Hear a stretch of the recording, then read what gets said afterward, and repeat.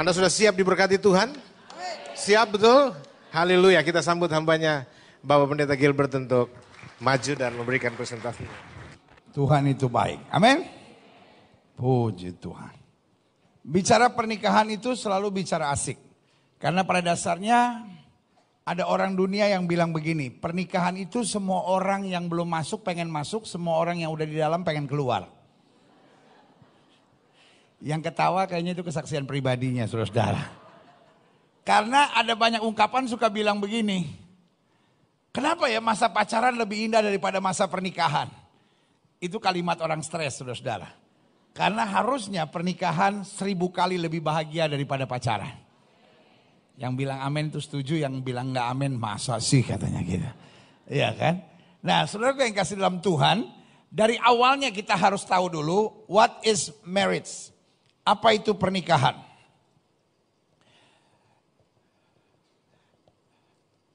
Pernikahan dirancang Tuhan.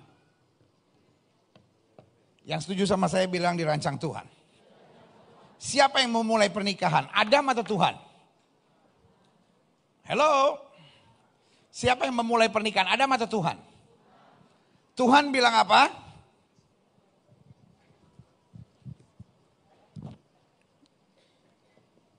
Tidak baik kalau manusia itu seorang diri. Setuju? Kalau pakai bahasa lain maka tidak baik kalau manusia itu tidak menikah. Setuju? Sampai sini setuju nggak? Kira-kira sama nggak? Atau saya bikin tafsiran-tafsiran yang aneh? No. Tidak baik kalau manusia itu seorang diri saja. Aku akan memberi seorang penolong. Berarti what is marriage? Apa itu menikah?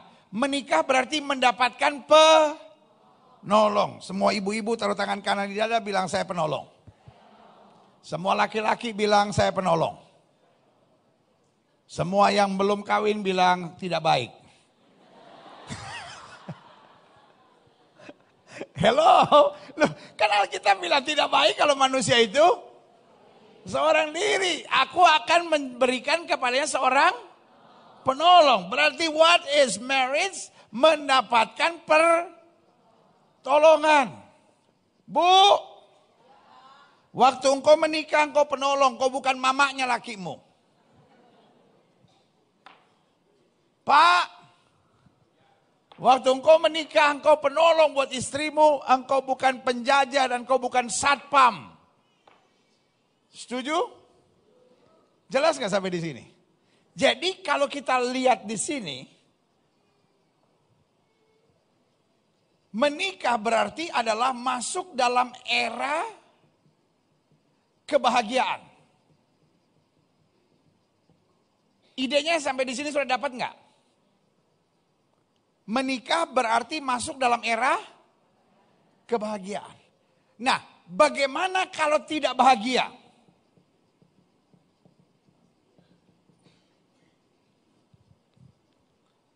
Ada dua pilihan. Mau dirusak atau diperbaiki. Jelas? Karena pada dasarnya rancangan Tuhan adalah untuk apa? Kebahagiaan. Nah kalau tidak bahagia, iya kan? Kalau saudara punya handphone,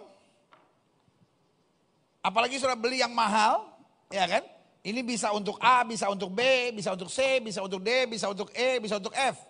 Tiba-tiba saudara bilang, handphone saya ini hanya bisa untuk terima telepon sama SMS. Nggak bisa saya WA, nggak bisa saya email.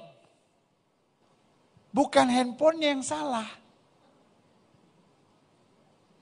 Bukan handphone yang salah, yang pegang handphonenya yang salah.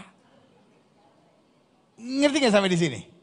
Panggil anak saudara yang nggak usah tua-tua gak usah pintar-pintar. Panggil anak saudara 14-15 tahun. Ini gimana sih? Mama, nih.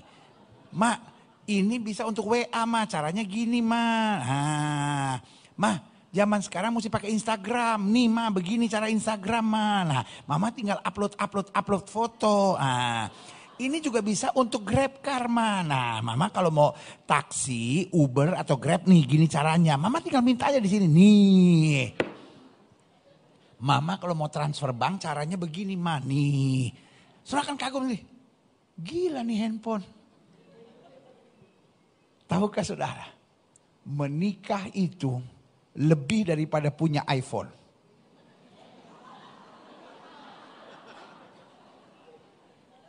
Setelah sudah menikah, mau transfer, tinggal bilang, Pak, tolong transferin, dia transfer.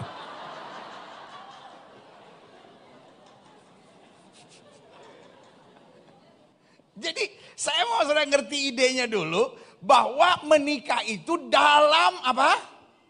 Rancangan Tuhan masuk dalam apa?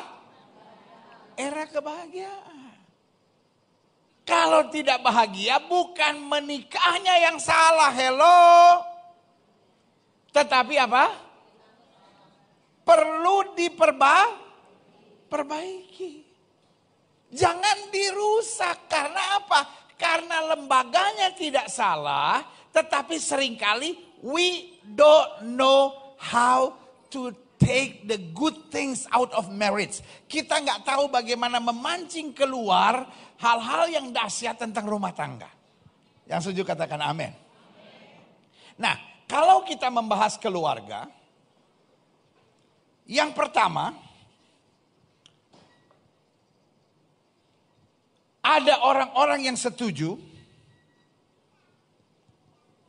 no divorce. Betul? Kapanpun kita membahas keluarga dengan dasar agama apapun, pasti kalau saya tanya siapa yang setuju tidak ada perceraian, pasti ada bagian orang, ada pendapat orang, ada kelompok orang yang no divorce. Apapun alasannya no divorce. Tetapi ada orang yang setuju divorce. Dan orang kalau udah setuju divorce, dia akan pakai little things in the Bible, karena dia mesti cari pembenaran. Sama-sama bilang sama saya pembenaran. Dia akan cari ayat, pokoknya ayat yang cocok atau nggak cocok, dia harus cari. Supaya membenarkan, membackup apa? Pandangannya. Nah, sampai kapanpun, yang setuju bercerai pasti akan setuju bercerai. Setuju nggak sampai di sini? Orang yang tidak setuju bercerai, dia tetap tidak akan setuju bercerai. Pandangan ini bisa disatukan enggak? Dari zaman Tuhan Yesus saja nggak bisa, saudara-saudara. Yesus menyerang orang-orang Farisi karena orang-orang Farisi bilang, kalau kamu bercerai, kamu harus memberikan surat cerai. Mereka tanya sama Yesus, Musa kan perintahkan begitu. Yesus bilang, dari mulanya tidak demikian. Hello? Jelas nggak sampai di sini? Nah, yang ketiga, ada orang-orang yang setuju divorce dengan alasan-alasan tertentu. Divorce tuh nggak boleh, kecuali dia dipukulin.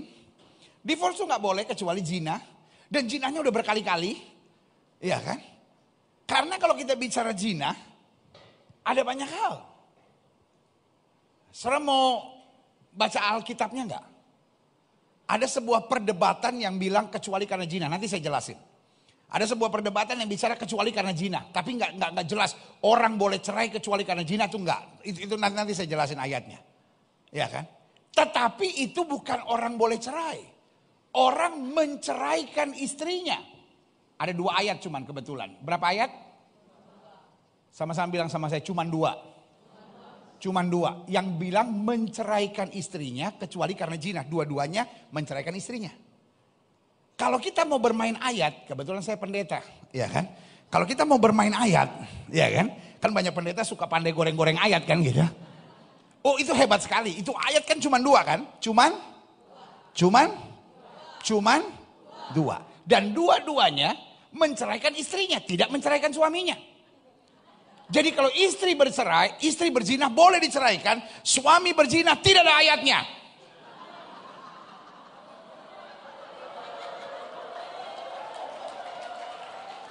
Thank you for the Bible.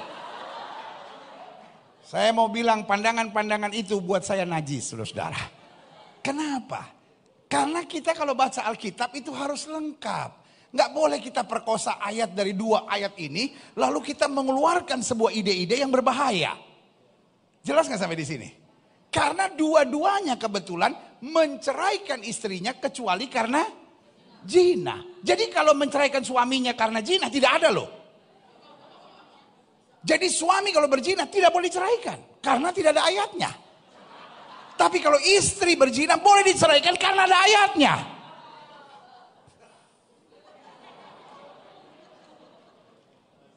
Buat saya itu memutarbalikan firman yang sangat berbahaya, saudara-saudara. Ngerti nggak sampai di sini? Iya kan? Nah, jadi ada orang yang setuju divorce dengan alasan apa? Tertentu. Pendeta, kalau kita udah nggak cocok ribut terus akhirnya rumah jadi neraka, boleh cerai. Sebagian bilang, you know what? Apa yang dipersatukan Tuhan tidak boleh diceraikan oleh manusia. Tapi kalau kita tidak dipersatukan oleh Tuhan berarti boleh dong diceraikan. Mateng saudara-saudara. Ini kalau kita mau goreng-goreng ayat semau-mau kita nih, ya kan? Nah, lalu ada yang lagi bilang, pendeta kalau suami saya homoseks, kalau suami saya lesbian, boleh. Nah ini yang saya bilang, suami saya lesbian lagi, istri saya lesbian. Zaman sekarang suami juga bisa lesbian lah, udahlah. Saudara kasih dalam ini yang saya bilang, orang kalau dasarnya setuju akan mencari pembenaran. Tetapi jangan biarkan kita maunya apa, biarkan Alkitab maunya apa. Makanya saya senang dengan istilah Yesus, dari semula tidaklah demikian. Yesus tegur orang-orang Farisi karena ketegaran hatimu. Kamu cuma cari pembenaran. Nah ya kan. Jadi ada yang setuju divorce dengan alasan-alasan tertentu. Alasan yang paling umum. Dipakailah ayat apa yang telah dipersatukan Tuhan tidak boleh diceraikan oleh manusia. Kalau kita tidak dipersatukan Tuhan, kita dulu dipersatukannya oleh Hansip pendeta. Kita dulu dipersatukannya karena papa mau mati, kita buru-buru disuruh nikah. Nah, ya kan ada banyak alasan-alasannya. Itu satu ayat, ya kan. Lalu yang kedua, ya kan, yang tadi kecuali karena zina tapi nggak cocok. Kalau itu laki-laki hanya untuk kejam. Karena cuma 2 ayat. Dan dua-duanya kebetulan menyebut jenis kelaminnya. Yaitu menceraikan istrinya. Tidak menceraikan suaminya. Ya kan? Nah seru nih, seru ya kan. Lalu ada lagi yang bilang kalau udah ada kekerasan kan bahaya. Berarti tidak boleh cerai. Ini alasan setuju divorce, alasan tertentu. Yang keempat, setuju divorce karena gini, pity itu apa ya? Empati atau rasa kasihan, baik kepada dirinya, baik kepada keluarganya atau seseorang. Jadi kita akhirnya mendukung seorang. Saya dulu sih nggak setuju divorce pendeta. Tapi saya lihat adik saya sendiri dipukulin loh pendeta. Saya tidak setuju divorce. Tapi saya lihat sendiri teman saya itu pendeta. Suaminya baik tapi istrinya jahat. Dia bawa laki-laki itu ke rumah loh. Dia tidur di kamarnya. Suaminya disuruh tidur sebelah. Tapi suaminya tetap setia. Terus dia sadar. Buat lagi. Ini yang sekarang udah ke-11 laki-laki yang dia bawa ke rumah. Jadi menurut saya, jadi ini pakai bahasa saya bilang pity dan kasuistik. Jadi untuk orang-orang tertentu untuk berzina sih nggak ada divorce. Tapi kalau zinanya udah kelewatan, nah ini yang saya bilang. Pity dan alasannya kasuistik. Nah, ini pembahasan general saya dulu supaya saudara bisa punya gambaran dulu ya. Nah, kita masuk pada topik hari ini. Klik seminar pernikahan Alkitabiah. Kenapa saya bilang seminar Alkitabiah? Saya mau lihat segala sesuatunya bukan dari penafsiran dan pandangan. Saya mau menyoroti segala sesuatunya dari terang firman Tuhan. Ya, klik.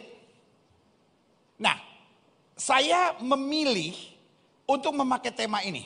Sesatkah pengajaran tentang Allah membenci perceraian? Apapun alasannya. Kalau ada pendeta yang bilang Allah benci perceraian apapun alasannya. Menurut saudara sesat nggak? Hello? Menurut saudara sesat nggak? Menurut saudara sesat nggak? Menurut saudara sesat nggak? Atau justru Alkitabiah melepaskan diri dari pengecualian-pengecualiannya. Ya kan? Buat saya, kalau ada pendeta bilang, karena gini, semua pun yang setuju dengan perceraian akan bilang boleh bercerai tapi tidak harus bercerai. Setuju nggak? Ada nggak pendeta yang berani bilang kalau berzina harus bercerai, kalau dipukulin harus bercerai, kalau disakiti harus bercerai? Kebanyakan bilang boleh tapi tidak harus. Betul nggak? Jawab kenapa? Iya kan? Kan tadi saya bilang ada dua pandangan besar, satu tidak boleh bercerai, satu boleh. Nah, yang boleh pandangannya, yang boleh bercerai karena alasan-alasan tertentu, pasti pandangannya begini. Boleh tapi tidak harus. Saya boleh tambahkan nggak? Ini ada penghapusnya nggak ya? Jadi boleh bercerai tapi ini live nggak? Live di mana? Oke. Nah, jadi buat yang di rumah, halo. Pandangannya semua ini saya yakin. Kan tadi saya bilang pandangan besarnya ada 1 dan 2 ini. 1 setuju no divorce, 1 setuju divorce. Nah, yang setuju divorce rata-rata, hampir semua lah, akan bilang boleh bercerai tapi tidak harus. Bukan berarti kalau suami selingkuh atau istri selingkuh harus diceraikan. No, boleh tapi tidak harus. Ya, sama-sama bilang boleh tapi tidak harus. Nah, jadi kalau boleh tapi tidak harus, bahasa lainnya adalah boleh bercerai kalau sudah tidak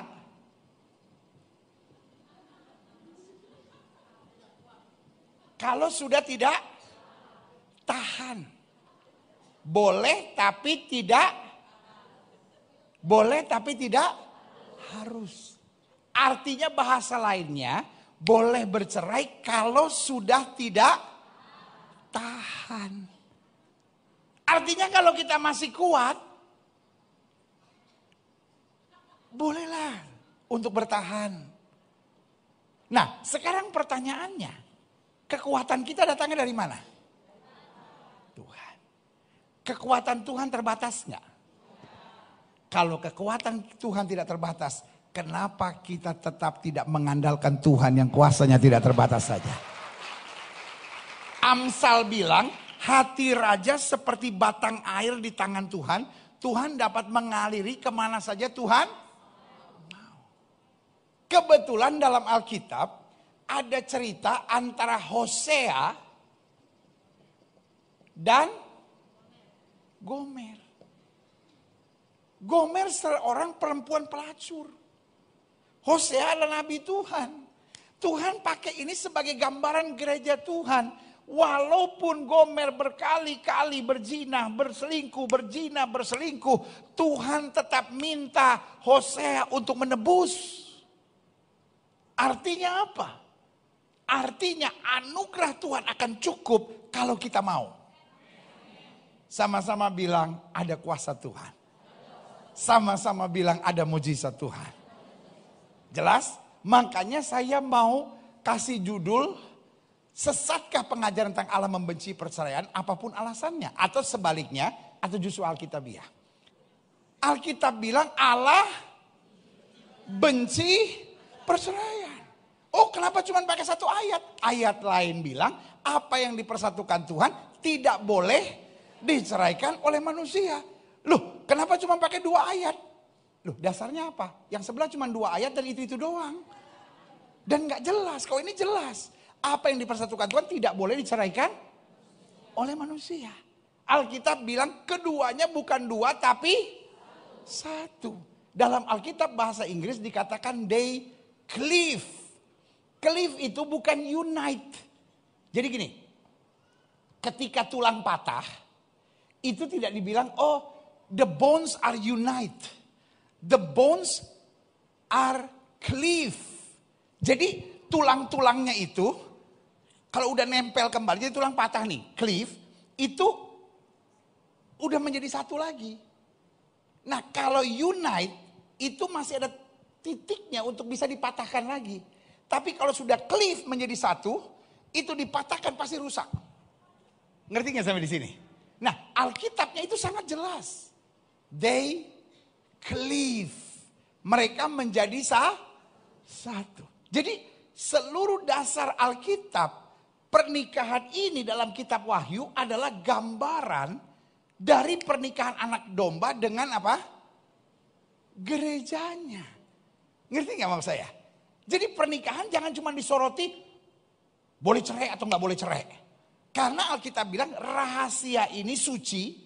Karena ini menggambarkan antara tubuh Kristus, ya kan, dengan Kristus yang adalah kepala. Makanya Kristus datang, kata Alkitab, sebagai mempelai laki-laki. Dan tubuh Kristus gerejanya sebagai mempelai wanita. Jadi pernikahan adalah gambaran agung. Sama-sama bilang sama saya, gambaran agung. Karena gerejanya tidak boleh menceraikan Kristus. Kristus tidak boleh menceraikan gerejanya.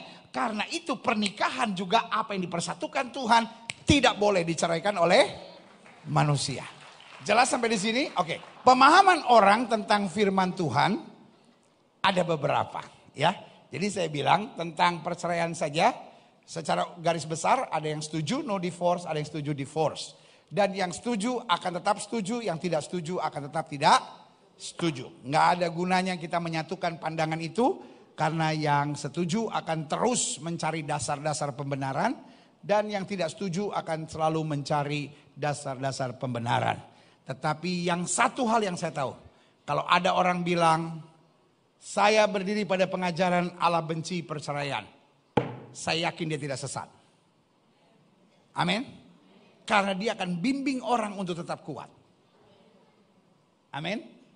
Tetapi kalau orang berkata saya setuju perceraian, dapat misleading.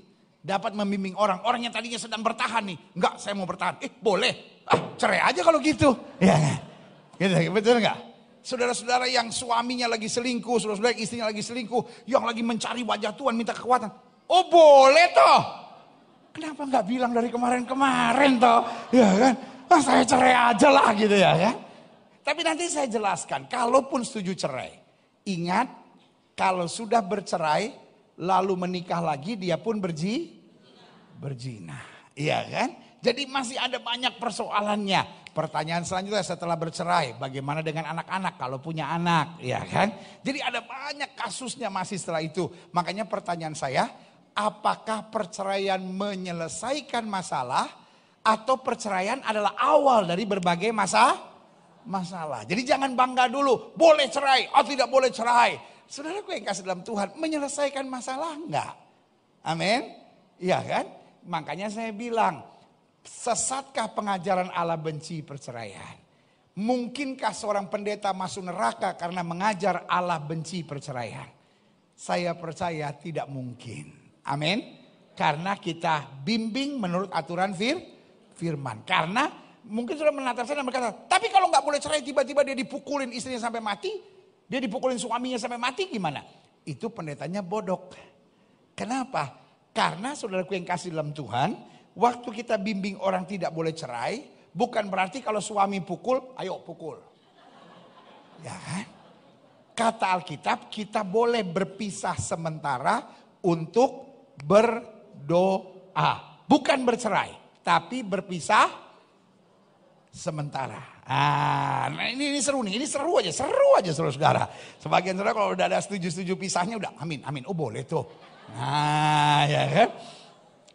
Ini tetap harus dalam bimbingan. Tapi nanti kita cerita, ini seru nih. Ini bukan cuma soal setuju no divorce atau setuju divorce. Ini banyak saudara-saudara ya. Ini banyak persoalan.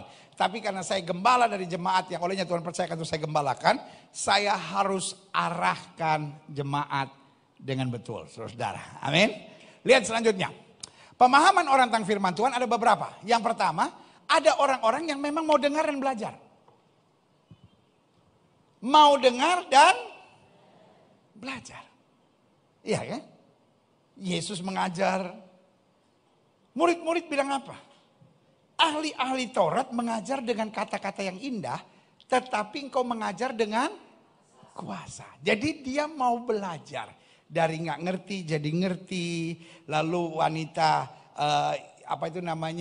wanita Samaria yang sudah punya 5 suami. Dari nggak benar, ya kan, dalam Yohanes pasal 4. Lalu dikatakan selanjutnya di ayat-ayat selanjutnya, mulai dari hari itu banyak orang di kota itu menjadi percaya karena kesaksian wanita itu. Jadi dari nggak ngerti, dari ngaco, dari nggak bisa, dia belajar. Yang kedua, ada orang-orang yang mau dengar tapi tidak mau belajar. Contohnya siapa? Orang muda yang kaya. Orang muda yang kaya datang pada Yesus dan berkata, Guru, apa yang harus aku buat untuk memperoleh hidup yang kekal? Yesus berkata, ini harus kamu buat. Dia bilang apa? Aku sudah turuti semua dari sejak masa mudaku. Lalu Yesus bilang apa? Pergi dan jual hartamu. Dia pergi, dia tinggalkan Yesus. Kenapa? Dia cuma mau senang dengar, tetapi dia tidak mau belajar. Iya kan? Orang-orang Farisi sering kali ada di pengajaran Yesus. Dia cuma mau dengar tapi lebih parah lagi. Cari kesalahan. Nah yang ketiga saya pelajari. Orang yang tidak mau dengar dan tidak mau belajar.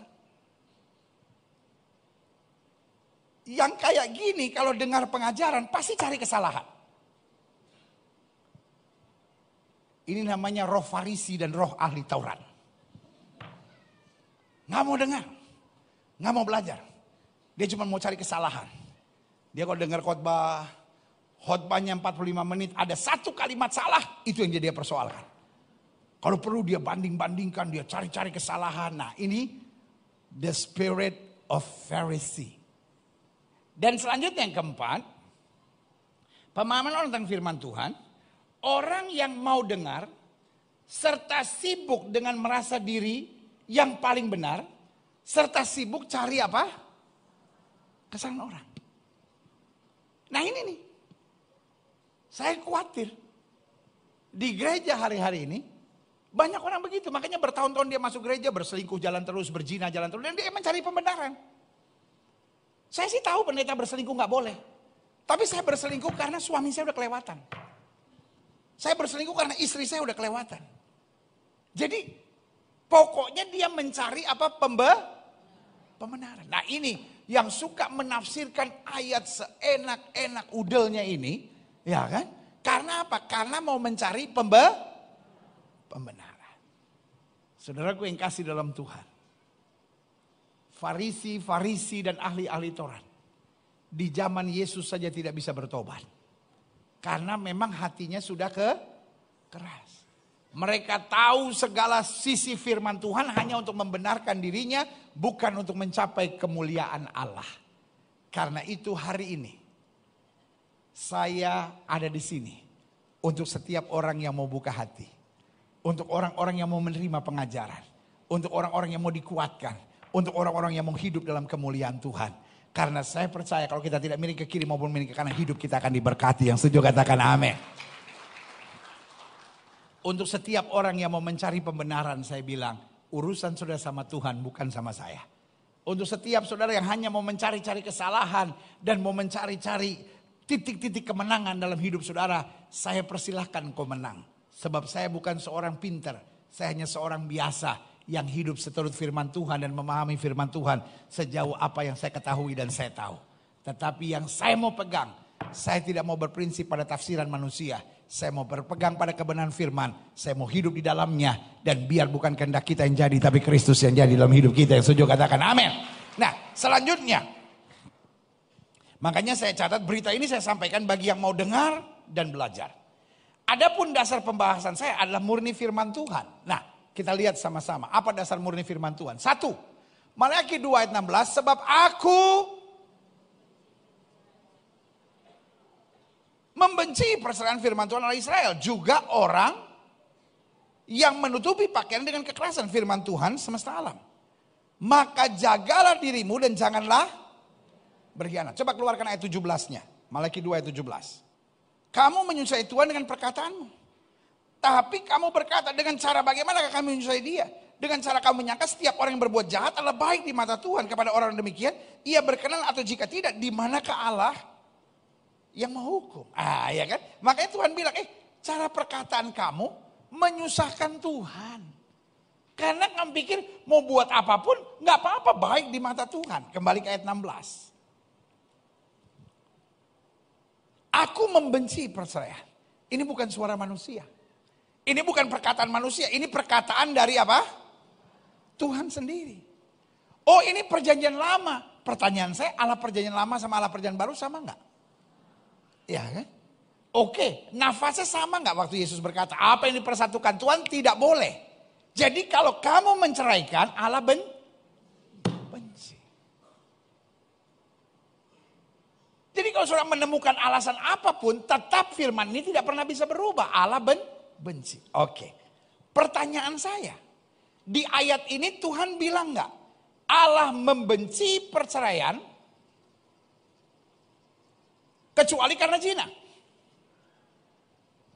Oke, saya mau tanya sama saudara dulu. Statement ini jelas enggak? Allah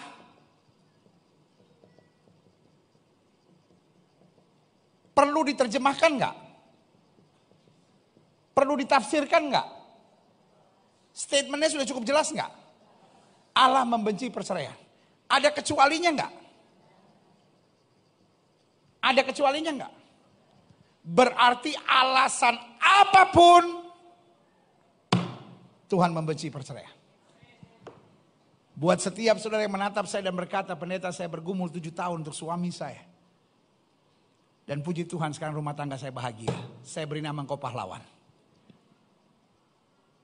Buat setiap saudara yang berkata, pendeta saya bergumul 14 tahun untuk mempertahankan rumah tangga saya. Saya beri nama engkau pahlawan. Karena apapun alasannya. Di luar sana ada banyak pengedar narkoba yang lahir. Kenapa? Dari keluarga yang broken home. Di luar sana ada orang-orang yang jual diri. Jadi perempuan malam yang lahir dari keluarga broken home. Kalau karena kasih Tuhan kau mempertahankan keluarga, saya beri nama kau pahlawan. Karena firman Tuhan berkata Allah benci perceraian. Amin. Lalu pertanyaan saya selanjutnya, apakah orang-orang yang bercerai, apakah orang-orang yang sudah diceraikan adalah orang-orang yang dibenci Tuhan? Jawaban saya sederhana. Orang-orang bercerai yang bertobat, orang-orang bercerai yang datang pada Tuhan, orang-orang yang diceraikan yang mengasihi Tuhan adalah orang-orang yang dikasihi Tuhan. Jadi jangan berkata bahwa Allah benci perceraian, lalu semua orang yang bercerai, semua orang yang diceraikan adalah orang-orang terkutuk. No. Masih ada satu kata yang bernama pertobatan. Kenapa perlu bertobat? Karena ngerti gak maksud saya di sini? Karena salah satu argumen dari orang-orang yang setuju dengan perceraian. Oh, pendeta-pendeta yang anti perceraian adalah pendeta-pendeta yang menaruh rasa bersalah pada orang yang bercerai. Lu memang rasa bersalah. Allah benci perceraian, dia melakukan sesuatu yang Tuhan benci kok. Iya kan? Tapi kalau saya diceraikan gimana? Loh, ada orang-orang yang sewa pengacara khusus untuk bertahan di pengadilan supaya tidak bercerai kok. Tapi kemudian diceraikan, orang yang diceraikan tidak bersalah. Dia mau menyelamatkan keluarganya. Dia pun mendapat kasih karunia dari Tuhan. Jelas sampai di sini? Iya kan? Nah, kita kembali ya. Waktu Allah berkata Allah membenci perceraian, ada kata kecuali enggak? Ada kata kecuali enggak? Pertanyaan saya, apakah Tuhan berubah-ubah? Nanti dia bilang kecuali, nanti dia bilang enggak. No, no, no. My God is final. Tuhan saya semua yang dinyatakan ya dan amin. Amin. Semua perkataan firman harus kita pegang. Enggak perlu kita pilah-pilah. Tetapi yang masih perlu dipertanyakan, perlu kita lihat kebenarannya. Perlu kita lihat tafsirannya. Perlu kita lihat kondisinya. Perlu kita lihat keberadaannya. Tetapi yang seperti ini sudah jelas. Allah membenci perceraian tanpa kecuali. Jelas? Oke, lihat selanjutnya. Gilbert cuma pakai satu ayat saja. No. Tadi sudah saya bilang bahwa pernikahan adalah gambaran gereja Tuhan. Pernikahan adalah gambaran pernikahan dimulai dari kejadian. Bahwa Allah menjadikan penolong karena itu indah. Tidak perlu dirusak. Kalau ada hal-hal yang merusak kita yang harus perbaiki. Sampai kitab Wahyu bicara. Dari seluruh kejadian sampai Wahyu itu bicara tentang kesatuan pernikahan dan bukan perceraian. Amin. Jadi bukan satu ayat, seluruh Alkitab bos. Iya kan? Lihat selanjutnya. Markus 10 ayat 8 sampai 9. Sehingga keduanya itu menjadi satu daging. Mereka bukan lagi dua, melainkan bisa dipecah nggak kalau satu? Tidak bisa. Satu. Karena itu, apa yang telah dipersatukan Allah tidak boleh diceraikan manusia. Berarti kalau ada upaya menceraikan, dia bukan manusia. Karena tidak boleh diceraikan oleh manusia. Hakim manusia enggak? Hakim manusia enggak? Hakim tidak berhak menjatuhkan palu dan berkata cerai.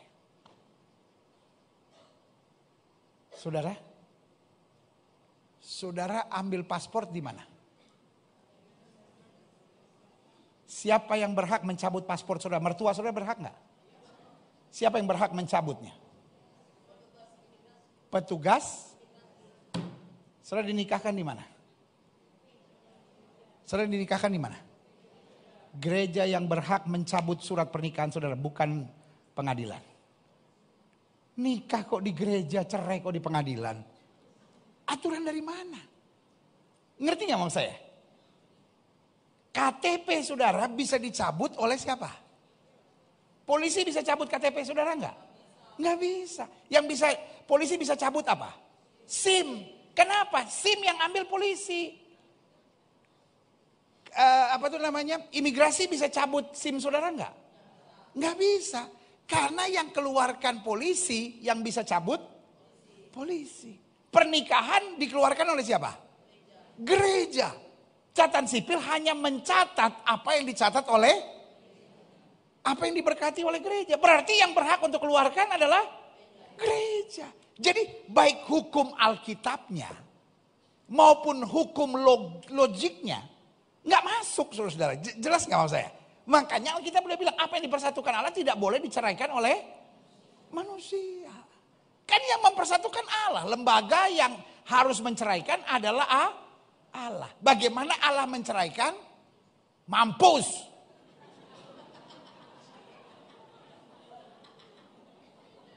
Kalau Tuhan bilang dia udah gak cocok, Tuhan cabut. Makanya istri sayang sama suami sebelum Tuhan cabut. Apa yang dipersatukan Tuhan tidak boleh diceraikan oleh. Apa yang dipersatukan Tuhan harus dipisahkan oleh Tuhan. Bagaimana Tuhan memisahkan?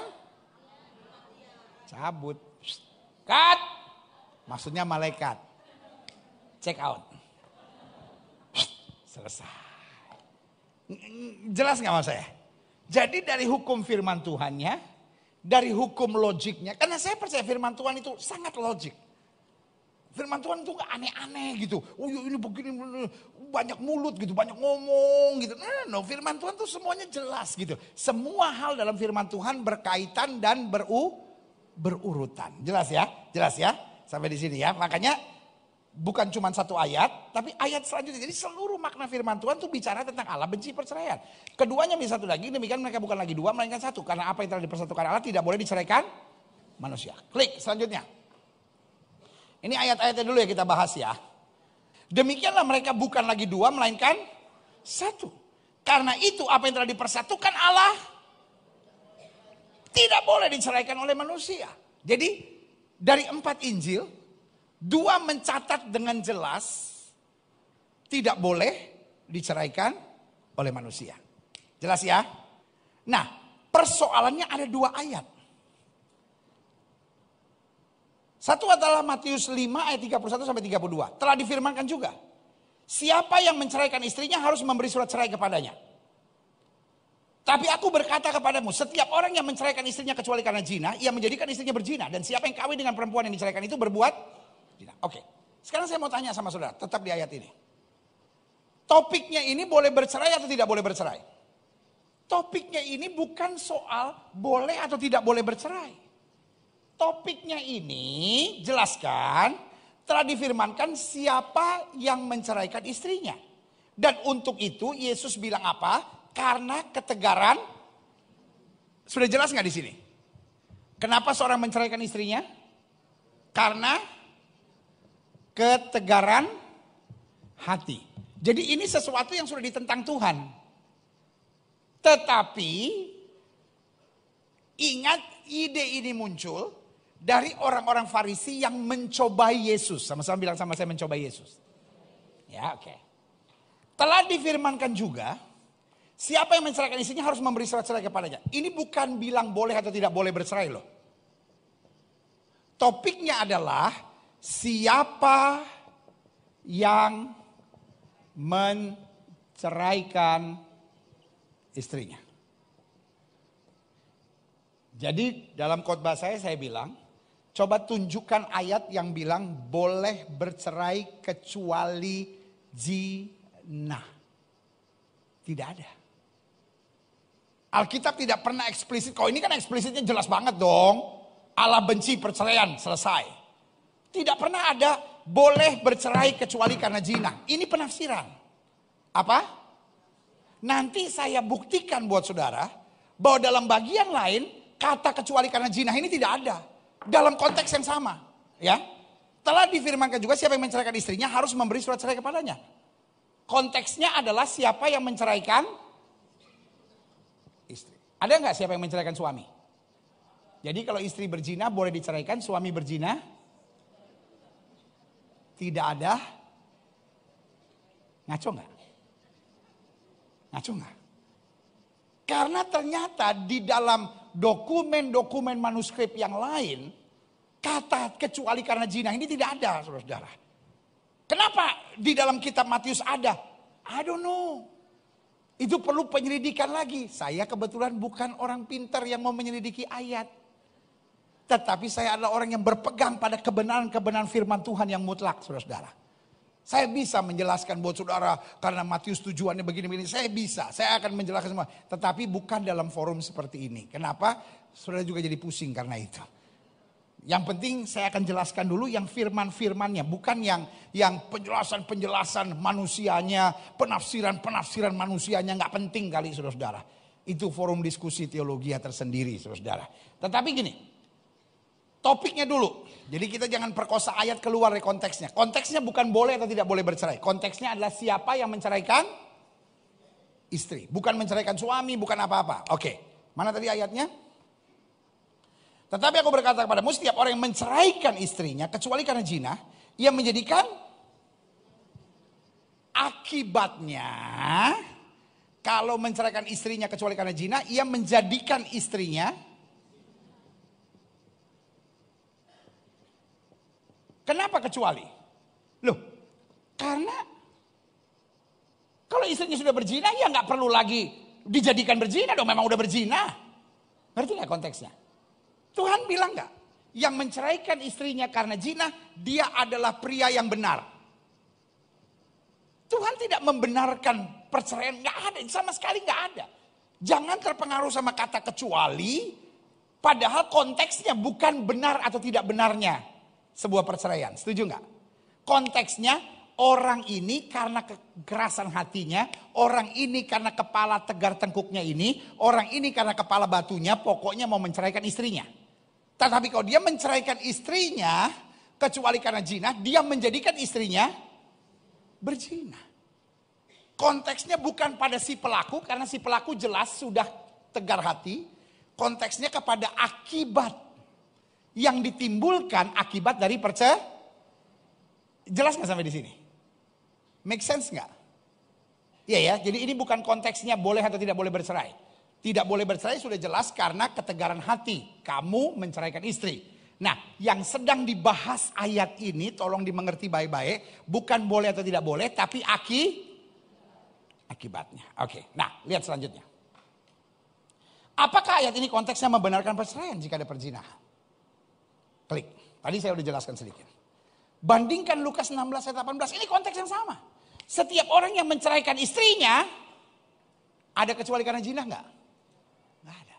Lalu kawin dengan perempuan lain, ia berbuat zina. Dan barang siapa kawin dengan perempuan yang diceraikan suaminya, ia berbuat zina. Selesai. Konteks yang sama, tetapi Lukas tidak mencatat kecuali karena zina. Jadi kembali ada banyak penafsiran. Nah, saya tidak mau berani bermain dengan penafsiran. Saya mau berpegang pada firman Tuhan. Jelas nggak sampai di sini? Mari kita berpegang pada firman Tuhan, itu lebih aman. Kalau ada dua konteks, satu bilang kecuali, sementara konteks-konteks yang lain bilang nggak boleh, nggak boleh, nggak boleh, nggak boleh, dan ada jawaban kita, ada jawaban Yesus karena ketegaran hati, berarti kita tahu ada kesalahan dalam manuskrip awal. Jelas nggak sampai di sini? Iya kan? Karena sudah penjelasannya dalam kitab Lukas. Barang siapa tadi apa? Setiap orang yang menceraikan istrinya lalu kawin dengan perempuan, nggak ada kecuali karena zina. Artinya apa? Lebih aman buat kita, lebih alkitabiah buat kita, karena ada dua ayat yang dalam konteks yang sama, tiba-tiba ada kata kecualinya berbeda. Mari kita buang kata kecuali itu, karena kebetulan kata kecuali itu tidak penting. Kalau sudah tanya kenapa tidak penting? Karena Yesus sudah bilang, kenapa kamu diperintahkan Musa untuk memberi surat cerai? Karena ketegaran hati. Jelas? Oke. Setiap orang yang menceraikan istri lalu kawin dengan perempuan lain, ia berbuat zina. Dan barang siapa kawin dengan perempuan yang diceraikan suaminya, ia berbuat zina. Selanjut. Nah, ayat yang kedua. Jadi perikop yang kedua ini agak panjang. Jadi cuman ada berapa? Kecuali karena zina cuman ada dua. Jadi nggak bisa kita bilang ini mewakili seluruh ayat Alkitab dari Kejadian sampai Wahyu, padahal cuman dua. Tetapi konsep kesatuan tubuh Kristus, kesatuan pernikahan sudah mulai dari Kejadian waktu Tuhan bilang, aku akan menjadikan penolong. Sampai kitab Wahyu di mana Yesus datang sebagai mempelai laki-laki, menjemput mempelai wanita dan akan tinggal sampai selama-lamanya. Tidak ada perceraian. Amin. Jadi jelas seluruh konsep Alkitab bicara tentang kesatuan. Jelas? Oke, lihat selanjutnya. Ini agak panjang. Matius 19 ayat 3 sampai 11. Maka datanglah orang-orang Farisi kepadanya untuk mencobai dia. Mereka bertanya, apakah diperbolehkan orang menceraikan istrinya dengan? Jadi konteksnya ini adalah apa? Konteksnya apa saudara-saudara? Mencobai. Kalau Yesus bilang boleh, maka mereka akan berkata, di mana hukum kekudusan yang kau ajarkan selama ini? Kalau Yesus bilang tidak boleh, mereka akan bilang, berarti engkau melanggar hukum Musa. Sama persis seperti waktu mereka mencoba Yesus dan bertanya, bolehkah kami membayar pajak kepada Kaisar? Betul? Yesus bilang apa? Gambar dan tulisan siapa ada di situ? Jelas, tegas, dan menjawab persoalan. Berikan kepada Kaisar apa yang Kaisar punya, berikan kepada Tuhan apa yang Tuhan punya. Kapan lagi Yesus dicobai? Ketika seorang wanita tertangkap basah berbuat zina diseret di depan Yesus. Guru, menurut hukum Musa dia harus dilempar batu sampai mati. Kalau Yesus bilang lempar, mereka akan bilang di mana hukum kasihmu? Kalau Yesus bilang jangan lempar, mereka akan bilang engkau melanggar hukum Musa. Yesus dicobai. Lalu kemudian, jadi gini, kita kalau baca Alkitab tuh jangan kita comot-comot sembarangan. Kita tahu dulu konteksnya, saudara-saudara. Jadi kita tahu, oh ini konteksnya begini, oh pemahamannya begini. Jadi kita tahu, oh ini message-nya tuh ini toh, gitu ya kan. Jadi konteksnya ini mencobai. Makanya Yesus pertama bilang apa? Gambaran tulisan siapa. Yang kedua dia bilang, barang siapa yang tidak bersalah, lempar wanita ini duluan. Jelas? Jadi dia memberi jawaban yang jelas, tegas dan tak terbantahkan. Sama-sama bilang sama saya, jelas dan tegas tanpa terbantahkan. Nah, kali ini konteksnya sama dengan dua persoalan sebelumnya. Ya, coba lihat. Apakah diperbolehkan orang menceraikan istrinya dengan alasan apa saja? Ya kan, intinya mereka bukan butuh jawaban Yesus. Mereka mau menyerang, mau menjatuhkan Yesus. Intinya mereka akan tetap buat apa yang mereka mau buat. Ngerti gak maksud saya? Mereka tetap akan buat apa yang mereka mau buat. Tujuannya bukan mencari jawaban, tujuannya adalah untuk mencari kesalahan. Kira-kira jelas gak sampai di sini? Saya harap saudara bisa terbuka betul nih pemahaman firman nih. Ini biasanya kita belajar di sekolah-sekolah teologia nih. Tapi jemaat Gereja Bethel Indonesia Global Fellowship Center, saya selalu bilang, saya bukan menyebut saudara jemaat, saya menyebut saudara hamba Tuhan. Sama-sama bilang saya hamba Tuhan. Saya sudah bilang, setiap minggu kalau saya khotbah, saya tidak berpikir saya khotbah pada jemaat. Saya berpikir seperti saya khotbah untuk hamba-hamba Tuhan yang luar biasa, yang saya katakan dahsyat. Nah, makanya saya jelasin nih, saudara kalau baca ayat, jangan comot-comot hanya untuk membenarkan pandangan sendiri. Itu Farisi namanya. Karena dia mau bertanya ini bukan mencari jawaban. Karena mereka tetap akan buat apa yang mereka anggap benar. Mereka hanya mau mencari kesalahan. Apakah diperbolehkan orang menceraikan istri dengan alasan apa saja? Jawab Yesus. Tidakkah kamu baca bahwa Ia yang menciptakan manusia sejak dari semula menjadikan mereka laki-laki dan perempuan? Tahu nggak apa artinya menciptakan laki-laki dan perempuan? Hah? Kita nggak usah pakai tafsiran yang repot-repot. Apa artinya laki dan perempuan? Bukan berpasangan, berbeda.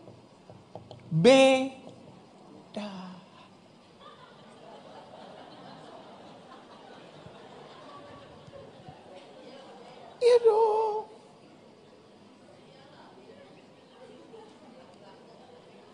Betul nggak? Ibu-ibu sama Pak Yosua beda.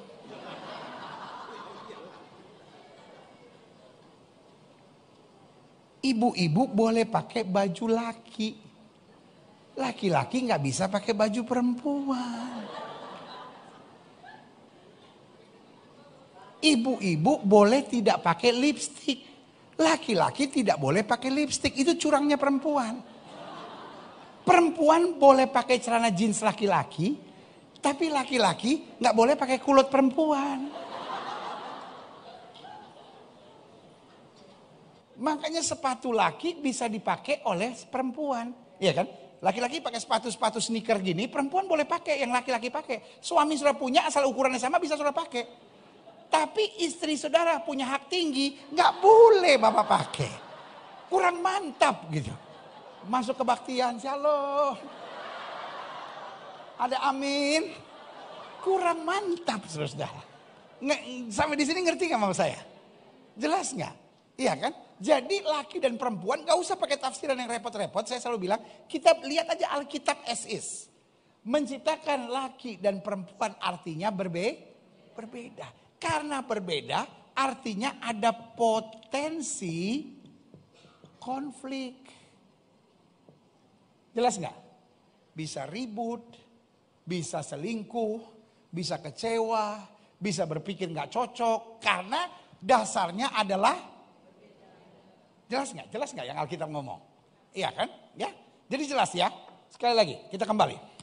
Jawab Yesus, tidak kamu baca bahwa Ia menciptakan manusia sejak semula menjadikan mereka laki-laki dan perempuan. Artinya berbeda dan memiliki potensi konflik. Lihat selanjutnya, klik.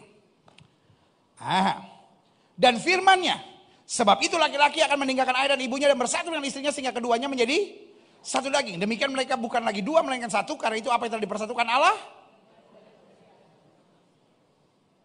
Boleh saya tanya sama saudara? Selesai nggak? Selesai nggak jawaban Yesus? Selesai. Pertanyaan pertama, apakah seorang boleh menceraikan istrinya dengan alasan apa saja? Termasuk penderitaan, perselingkuhan, perzinahan atau apapun, Yesus selesaikan di ayat yang ke-6 ini. Mereka bukan lagi dua melainkan satu, apa yang telah dipersatukan Allah tidak boleh diceraikan. Selesai. Masuk ayat yang ke-7. Masuk ayat yang ke-7.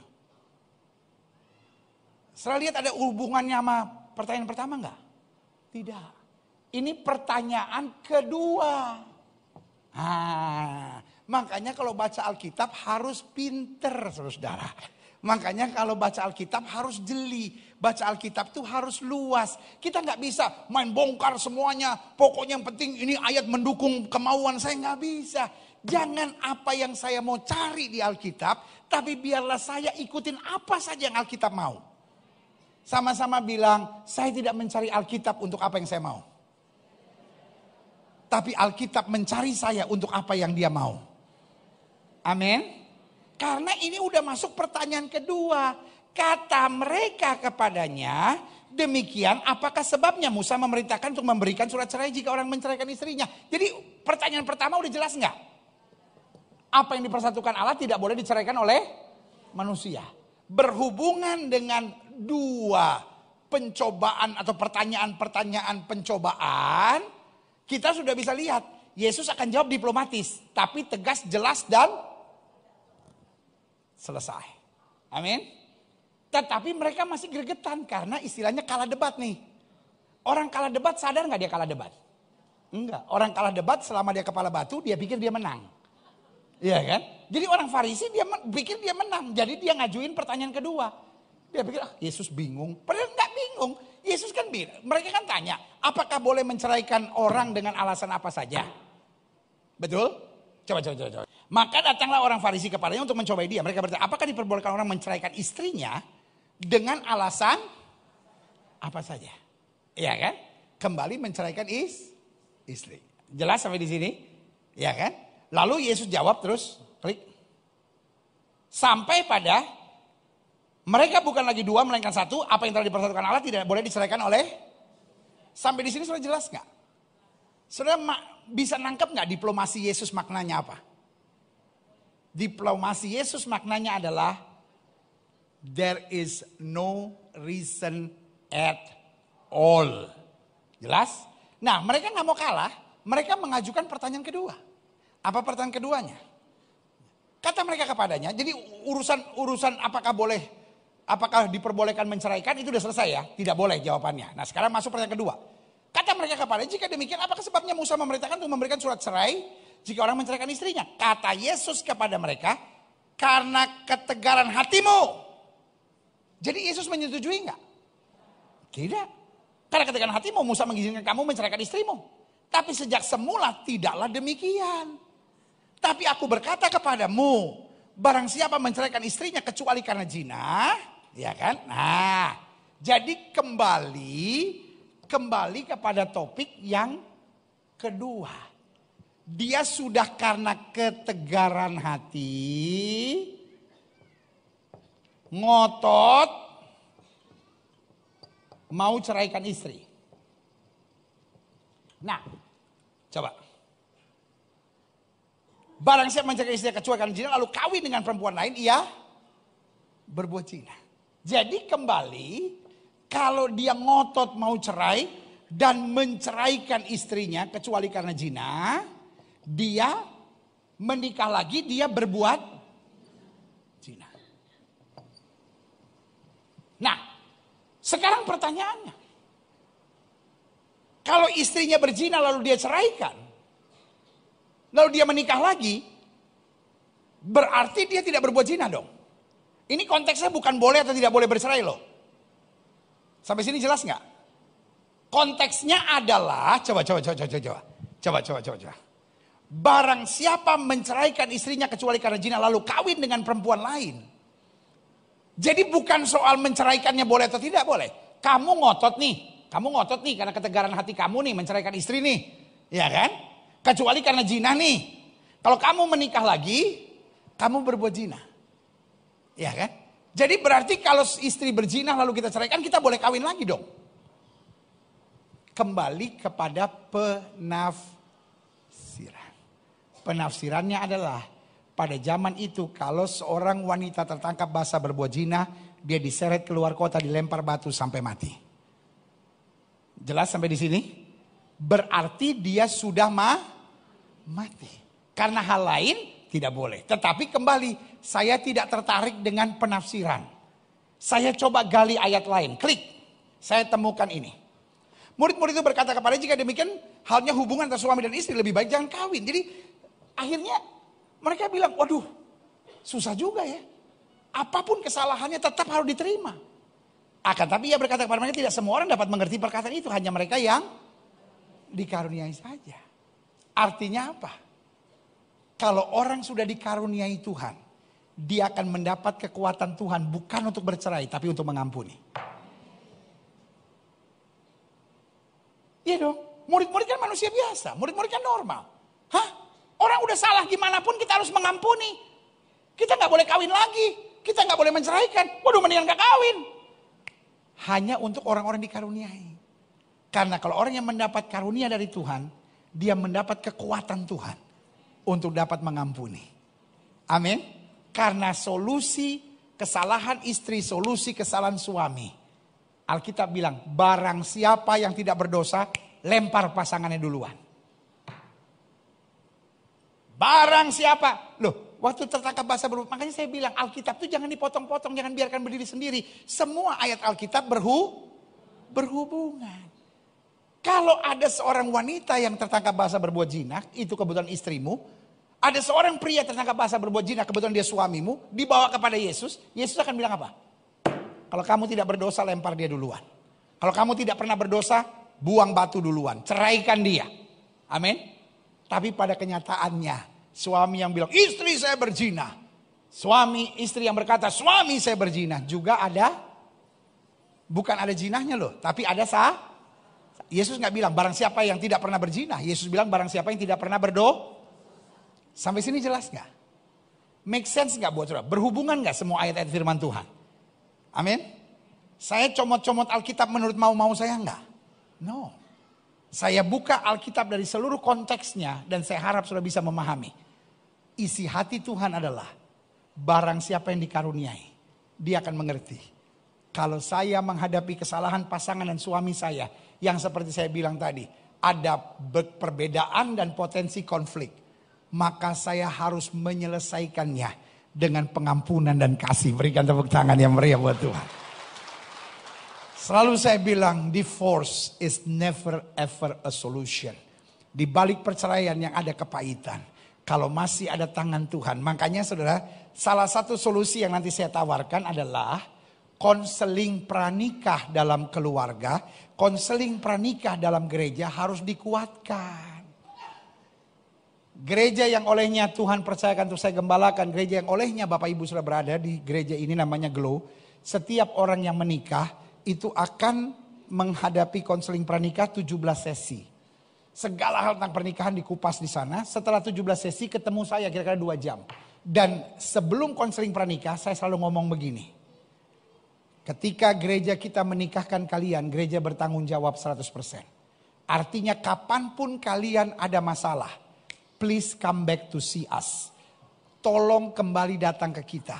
Jangan tunggu ribut dulu. Ada perbedaan pandangan kecil saja yang kamu gak bisa selesaikan. Datang ke gereja biar gereja menengahi kalian.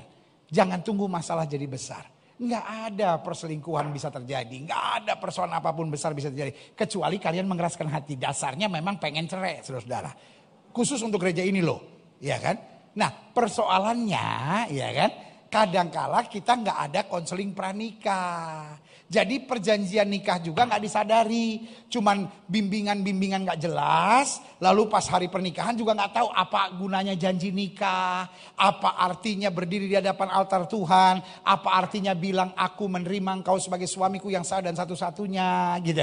Jadi solusinya jelas. Dipersiapkan matang supaya tidak membuka celah untuk iblis masuk. Jelas nggak sampai di sini? Ya, nanti saya jelaskan beberapa solusi-solusinya ya. Klik. Apakah konteks nas ini juga membenarkan perceraian jika ada perzinahan? Tadi sebagian udah saya jelaskan ya, klik. Ternyata Markus pasal 10 ayat 2 sampai 11 itu mengcounter. Jadi rupanya kembali sama dengan cerita Matius tadi. Nah, Matius 10 ayat 2 sampai 11. Maka datanglah orang Farisi untuk mencoba Yesus. Mereka bertanya, apakah seorang suami diperbolehkan menceraikan istrinya? Sekarang saya mau tanya, konteksnya sama nggak? Cuman wordingnya beda kan? Contohnya di Matius bilang apa saja, ya kan? Lalu di sini nggak ada kata apa saja. Tapi jawabnya kepada mereka, apa perintah Musa kepada kamu? Karena Yesus tahu Yesus sedang dicobai. Klik. Jawab mereka, Musa memberi izin untuk menceraikan dengan membuat surat cerai. Saudara lihat nggak wordingnya sedikit berbeda. Tapi maknanya tetap sama kan? Artinya konteksnya baik Matius maupun Markus sedang sama-sama melihat Yesus di titik yang sama. Setuju nggak? Cuman masing-masing memberi laporan. Lalu kata Yesus kepada mereka, justru karena ketegaran hatimu maka Musa menuliskan perintah itu untuk kamu. Kembali sama. Karena ketegaran hati. Karena kamu mau ngotot. Lalu kata Yesus, justru karena ketegaran hatimu. Sebab pada awal dunia Allah menjadikan mereka laki-laki dan perempuan. Sama ya. Berbeda. Lihat selanjutnya. Klik. Sebab itu laki-laki akan meninggalkan ayah dan ibunya dan bersatu dengan istrinya. Sehingga keduanya menjadi satu daging. Demikian mereka bukan lagi dua, maka satu. Karena itu apa yang telah dipersatukan Allah tidak boleh. Sama nggak semua konteksnya? Sama ya, cuma wordingnya sedikit agak berbeda ya. Lihat selanjutnya, klik. Aha. Ketika mereka sudah di rumah, murid-murid itu bertanya pula kepada Yesus tentang hal itu. Lalu katanya kepada mereka, barang siapa menceraikan istrinya, lalu kawin dengan perempuan lain, ia hidup dalam perzinahan terhadap istrinya itu. Ada nggak kecuali karena zina? Ada nggak kecuali karena zina? Berani nggak kita menggantungkan satu ajaran kita yang sangat serius tentang pernikahan hanya kepada ayat sederhana yang ketika kita lihat di bagian lain dalam Alkitab tidak ada? Hello? Berani nggak kita menggantungkan sebuah ajaran yang sangat serius hanya dari dua penafsiran yang berbeda? Kalau saya nggak berani. Buat saya, firman Tuhan yang jelas itu yang lebih saya pegang. Tidak butuh penafsiran kok. Dan saya yakin, kalau kita mempertahankan rumah tangga kita apapun alasannya, Tuhan akan menguatkan kita. Setuju nggak saudara? Kenapa? Karena tidak ada dasar yang kuat. Karena waktu dibagi dalam bagian yang lain itu tidak menjelaskan. Jadi saudaraku yang kasih dalam Tuhan, bisa terjadi penambahan manuskrip, bisa terjadi karena ingin menjelaskan sesuatu dalam konteks tertentu. Dan ini membutuhkan penafsiran yang sangat panjang. Daripada kita sibuk sama penafsiran, lebih baik apa yang tertulis yang sudah nyata-nyata benar. Setuju? Karena intinya yang tidak setuju perceraian juga sama. Boleh bercerai, tetapi tidak harus. Artinya apa? Mereka juga gak punya pegangan yang jelas kok. Mereka gak berani. Mereka gak bilang harus bercerai. Kalau saya berani bilang harus dipertahankan. Karena Tuhan yang sama yang berkata Allah benci perceraian. Tuhan yang sama yang berkata bagiku tidak ada perkara yang mustahil. Yang setuju berikan tepuk tangan ya mereka. Ngapain kita pegang sesuatu yang gak jelas? Betul gak? Boleh bercerai tapi tidak harus. Artinya kamu boleh bercerai kalau sudah tidak tahan. Lu bertahan saja. Kan Alkitab bilang orang yang bertahan sampai kesudahannya itu yang beroleh selamatnya. Jelas nggak? Jadi sengaja saya adukan dua ayat ini. Satu ada kecualinya. Satu tidak ada dalam konteks yang sama.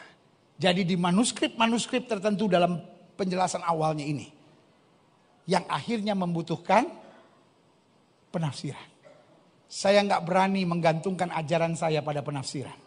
Saya nggak berani gantungkan ajaran saya yang sangat penting ini hanya dengan 2 ayat sederhana yang gak punya konteksnya selanjutnya.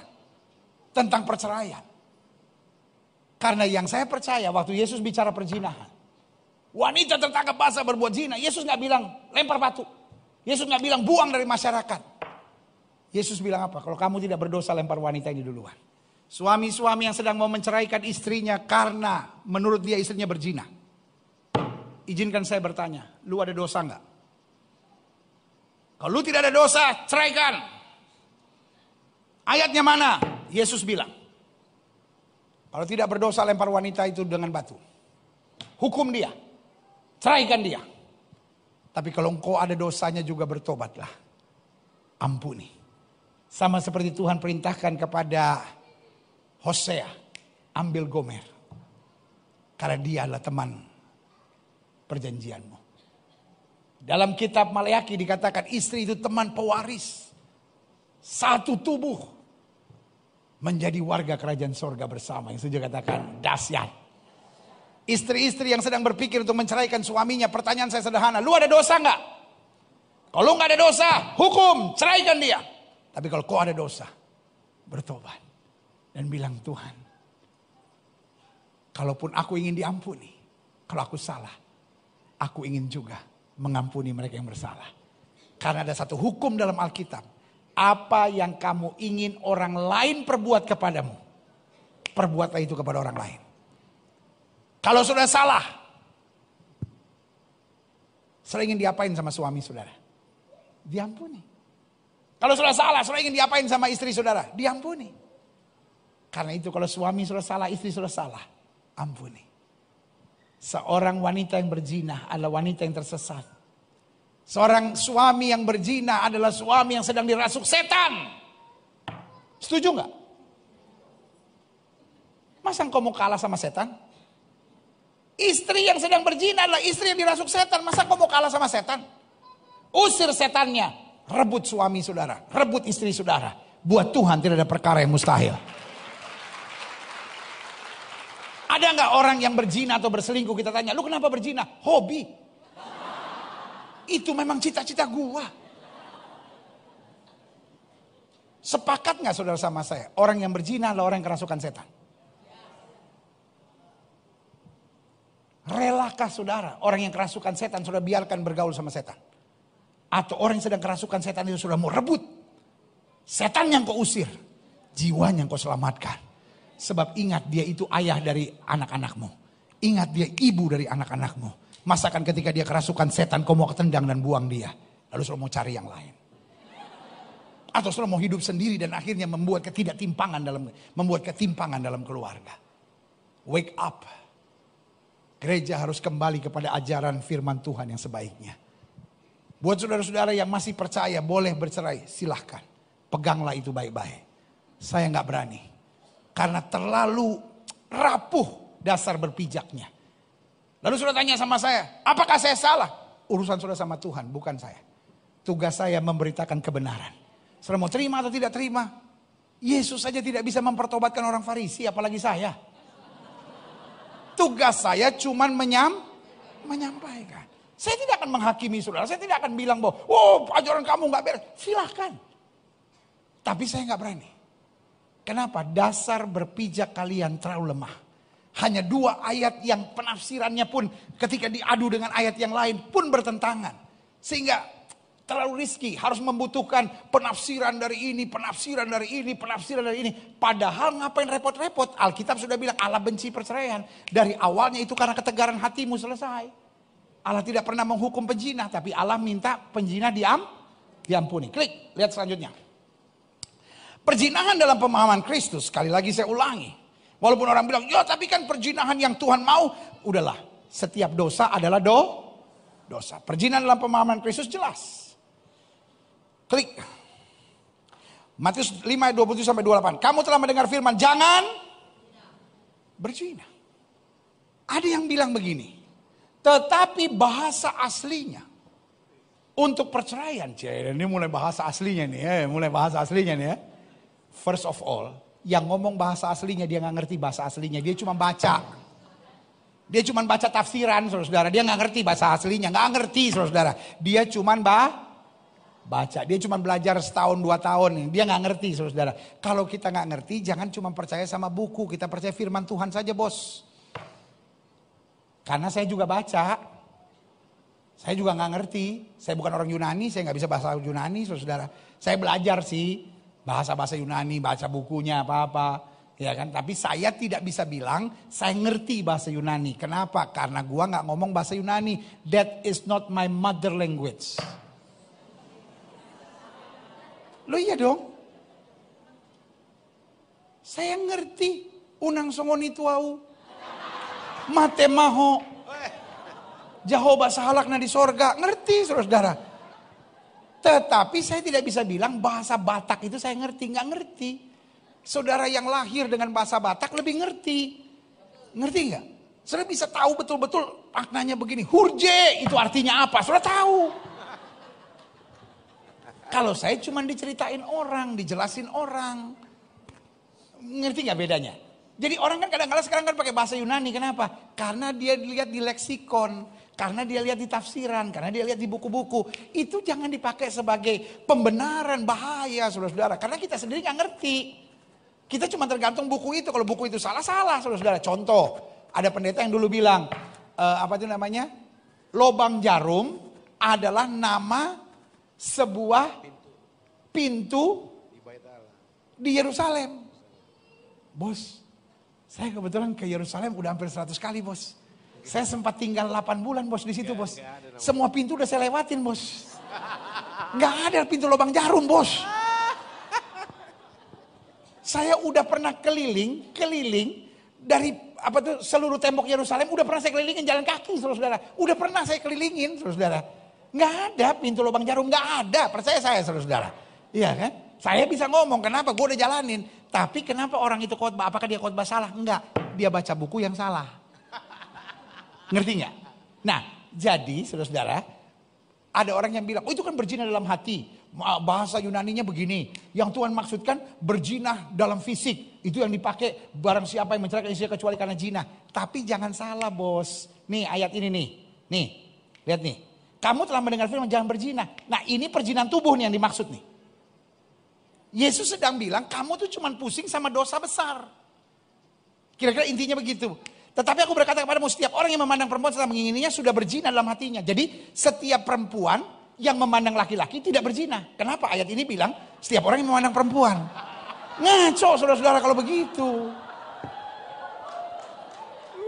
Jadi lu nih ngeliat cowok nih, ganteng banget gila. Aduh kalau gue jadi istrinya, aduh aku tidur sama dia mungkin dia baik banget gitu. Gak apa-apa karena ayatnya gak ada. Coba ngaco gak begitu? Kita baca ayat tuh harus lihat sarinya. The heart of the message. Jadi jangan sibuk sama kata-katanya bos. The heart of the message. Message-nya tuh apa gitu. Nah saya mau supaya saudara tuh jangan nafsirin ayat. Bahasa Jawanya bilang seenak udelmu gitu. Kita harus lihat ayat ini nih. What is the heart of the message gitu. Apa tuh maknanya gitu. Makanya selalu saya bilang. Orang yang baru bertobat misalnya. Orang baru belajar sekolah Alkitab misalnya setahun 2 tahun gitu. Boleh gak dia berkhotbah? Boleh. Tapi jangan masuk pada yang dalam-dalam seperti ini. Khotbah aja tentang pengalaman-pengalaman hidupnya dengan Tuhan. Boleh kok. Orang baru bertobat boleh melayani, boleh. Tetapi melayani dalam kapasitasnya. Kenapa saya tidak mau kupas yang terlalu dalam doktrin-doktrin, penafsiran-penafsiran? Karena saya tidak berkompeten. Saya cuman STH. Apakah saya belajar Alkitab dengan bertanggung jawab? Amin. Saya sudah baca Alkitab dari Kejadian sampai Wahyu berkali-kali. Saya punya khotbah dari Kejadian 1 ayat 1 sampai Wahyu pasal terakhir. Saya selesaikan selama 13 tahun saudara. 13 tahun saya selesaikan Kejadian 1 ayat 1 Wahyu terakhir ayat terakhir. Saya sudah selidiki semua, saya sudah baca semua, saya sudah gali semua. Tapi apakah saya ngerti semua? Saya nggak berani bilang. Saya ngerti menurut pandangan saya. Tetapi saya bukan doktor teologi. Saya memang menggali firman. Tetapi saya tidak menempuh studi yang khusus. Untuk bisa bilang saya dokter, saya berhak untuk menggali. Tapi saya bisa berpegang pada ajaran-ajaran yang saya yakini kebenarannya. Karena saya gembala saudara yang harus mengarahkan saudara. Jelas gak sampai di sini? Nah itu yang saya bilang. Jadi heart of the message. Bukan sibuk kayak pengacara. Pengacara kan sibuk dengan kata kan. Wow, kata ini. Nah itu bukan pendeta, itu pengacara saudara-saudara. Itu notaris saudara-saudara. Notaris kalau komanya salah di satu tempat, ya kan? Jangan kamu panggil anjing saya. Ya kan? Beda dong. Sama, jangan kamu panggil anjing saya. Beda nggak? Jangan kamu panggil anjing saya, sama jangan kamu panggil anjing saya. Ya kan? Beda nggak? Ketika komanya beda, maknanya beda. Itu notaris. Itu tugas pengacara. Tugas pendeta bukan itu. What is the heart of the message? Ngerti nggak? Nah, heart of the message-nya ini kan jelas. Kamu berkata jangan berzina. Kamu cuma mikirin dosa-dosa yang besar-besar gitu. Tetapi, nah ini dia. Coba selanjutnya. Tetapi aku berkata setiap orang yang memandang perempuan serta mengingininya sudah berzina dengan dia dalam hatinya. Artinya di hadapan Tuhan gak ada dosa besar, gak ada dosa kecil. Amin. Jadi kita gak bisa, kalau dia sampai berzina boleh diceraikan. Kalau cuma colek-colekan, pegang-pegangan, pencet-pencetan gak apa-apa. Aturan dari mana? Pak berzina ya? Enggak. Saya nggak sampai tidur cuma pencet-pencetan. Lu pikir saklar lampu main pencet-pencetan? Sambarang ngoni-ngoni semua ini. Ngerti nggak maksud saya? Jadi Alkitab sedang ajar, ayo jangan main-main. Little tiny things, sin is sin. Dosa adalah dosa. Kita lihat selanjutnya. Nah, bagaimana dengan janji nikah? Amos 3 ayat 3 bilang, berjalankah dua orang bersama-sama jika mereka belum berjanji. Artinya gini, ini kan kita mau menikah nih. Setiap pasangan yang mau menikah di gereja, pasti ketemu saya.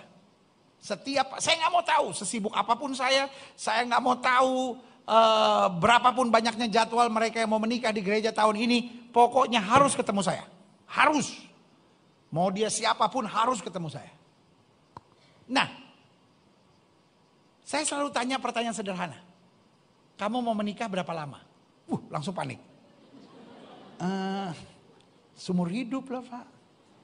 Seumur hidup tuh berapa lama? Ya lama sampai mati. Kamu matinya umur berapa?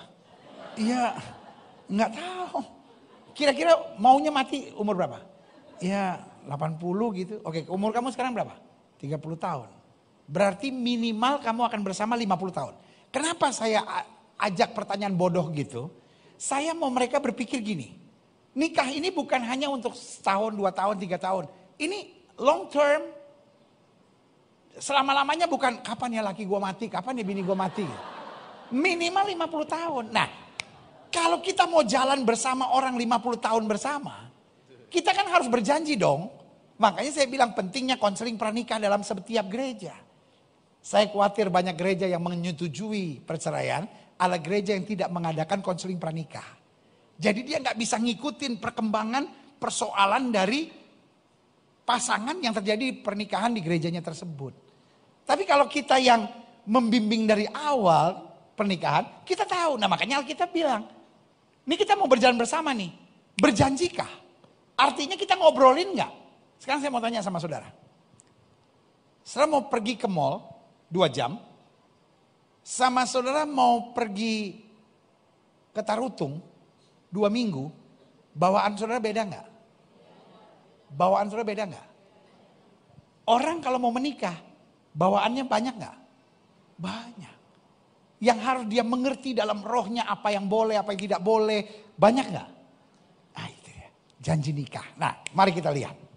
Klik. Apa isi janji nikah kita? Kalau dari pertama kita sudah sepakat, karena setiap pasangan yang mau menikah di gereja kita, selalu saya tanya, apa alasan perceraian menurut kamu? Misalnya dia bilang perselingkuhan. Saya tanya, kalau pasangan kamu berselingkuh, kamu ceraikan nggak? Kalau dia bilang, ya saya ceraikan. Dia tidak bisa menikah di gereja ini, sorry. Tapi sebagian bilang gini, iya, enggak pendeta. Saya bilang, saya setuju. Enggak, tapi jangan sampai. Iya pendeta setuju. Enggak biasa. Amit. Nah karena itu mari kita persiapkan. Karena orang gak mungkin selingkuh itu lagi iseng-iseng. Selingkuh gitu. Pasti ada prosesnya saudara-saudara. Pasti ada prosesnya. Berarti perselingkuhan, perzinahan itu bukan sebuah keadaan. Tapi itu buah dari keadaan yang terjadi. Gak mungkin orang lagi iseng-iseng gitu. Selingkuh gitu. Gak mungkin. Pasti itu ada persoalan. Nah makanya awal masalahnya bernama krisis komunikasi.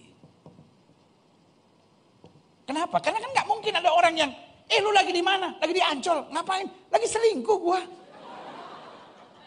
Jadi kan pasti sudah ada akibat. Nah itu saya bilang, apa isi janji nikah kita? Jadi dari pertama kita sudah bangun. Ya kan? Pernikahan kita tidak boleh bercerai, tidak boleh berselingkuh. Mari kita begini. Kita udah atur nih semuanya. Nah sekarang saya mau tanya sama saudara. Kalau saya bilang sama saudara, saya akan ke rumah saudara hari Selasa ya. Tiba-tiba hari Selasa saya gak datang. Sorry ya. Saya bilang sama saudara saya akan datang hari Selasa. Tiba-tiba hari Selasa saya gak datang ke rumah saudara. Saya salah gak? Salah gak? Saya salah gak? Kan saya pendeta.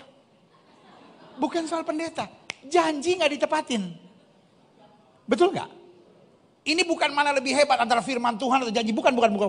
Tapi saya berjanji, ini di luar firman Tuhan, cuma datang ke rumah saudara kok. Kebetulan, saya bilang sama saudara, saya ke rumah saudara ya hari Selasa ya. Tiba-tiba saya gak datang. Saya salah gak? Salah. Saya salah.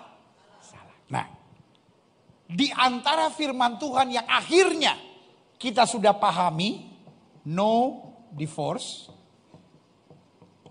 kita buat janji. Janjinya kepada siapa? Janji nikah biasanya berbunyi di dalam nama Bapa, Anak dan Roh Kudus, yaitu dalam nama Tuhan Yesus Kristus, aku bla bla bla bla bla berjanji untuk mengambil bla bla bla bla bla sebagai istriku yang sah dan satu-satunya. Aku akan setia dan mengasihi dia. Aku akan mengasuh dan merawatnya.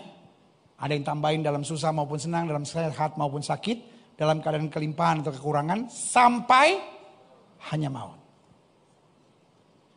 Ada kecualinya enggak? Silahkan. Kalau saudara memang di gereja saudara memperbolehkan perceraian, engkau harus bertanggung jawab. Janji nikahnya robah. Aku berjanji setia, kecuali kalau kamu berzina, saya akan ceraikan. Loh, iya dong. Kalau saya berjanji, saya bilang saya menerima kamu dalam segala keadaan. Tiba-tiba karena perzinahan saya ceraikan, saya salah dong. Saya salah karena saya mengatakan janji yang berbeda. Setuju nggak? Kalau saya bilang saya menerima engkau dalam segala keadaan. Artinya dalam segala keadaan. Yang saya maksudkan adalah janji tetap janji. Every word. Kita janji sama manusia jangan salah. Lu janji sama mertua aja salah, ribet saudara. Apalagi janji sama Tuhan. Itu saya gak berani saudara. Ya, jadi sekarang ada urusan utamanya adalah firman. Untuk urusan firman saya harap saudara sudah ngerti. Tapi jangan salah. Pernikahan bukan cuma urusan firman. Tapi ada urusan janji. Jadi untuk saudara-saudara yang setuju untuk bercerai. Kalau ada perzinahan, saran saya ucapkan itu di janji. Jadi dari pertama, we know what we are doing. Karena memang itu udah part of the deal. Itu bagian dari yang kita sampaikan. Jangan berdusta di balik janji nikah kita. Selanjutnya. Ada pengecualian berzina enggak? Di janji nikah kita? Tidak. Klik. Sudahkah gereja mempersiapkan? Nah ini dia solusi saya. Sudahkah gereja mempersiapkan dengan konseling pranikah?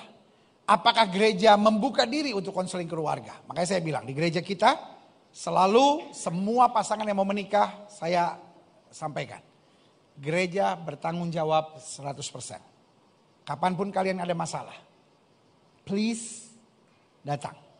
Saya berkali-kali bilang, kamu kalau ada masalah siap datang, kamu ada masalah siap datang, kamu ada masalah siap datang. Kalau kamu gak siap datang, percuma kita memberkati kamu. Karena saya tahu dalam pernikahan pasti ada masalah. And we are here. Jangan mikir, wah kita nyusahin gereja. Enggak, Saya lebih susah kalau saya nggak tahu apa-apa, kamu orang menderita. Please come back. Dan puji Tuhan, banyak masalah rumah tangga yang anak-anak yang kita berkati bisa kita selesaikan dengan cara datang ke gereja lalu kita selesaikan bersama. Puji Tuhan. Selanjutnya klik. Pertanyaan selanjutnya. Bukan soal boleh atau tidak boleh. Toh kita sudah sepakat. Kita sepakat dulu sama.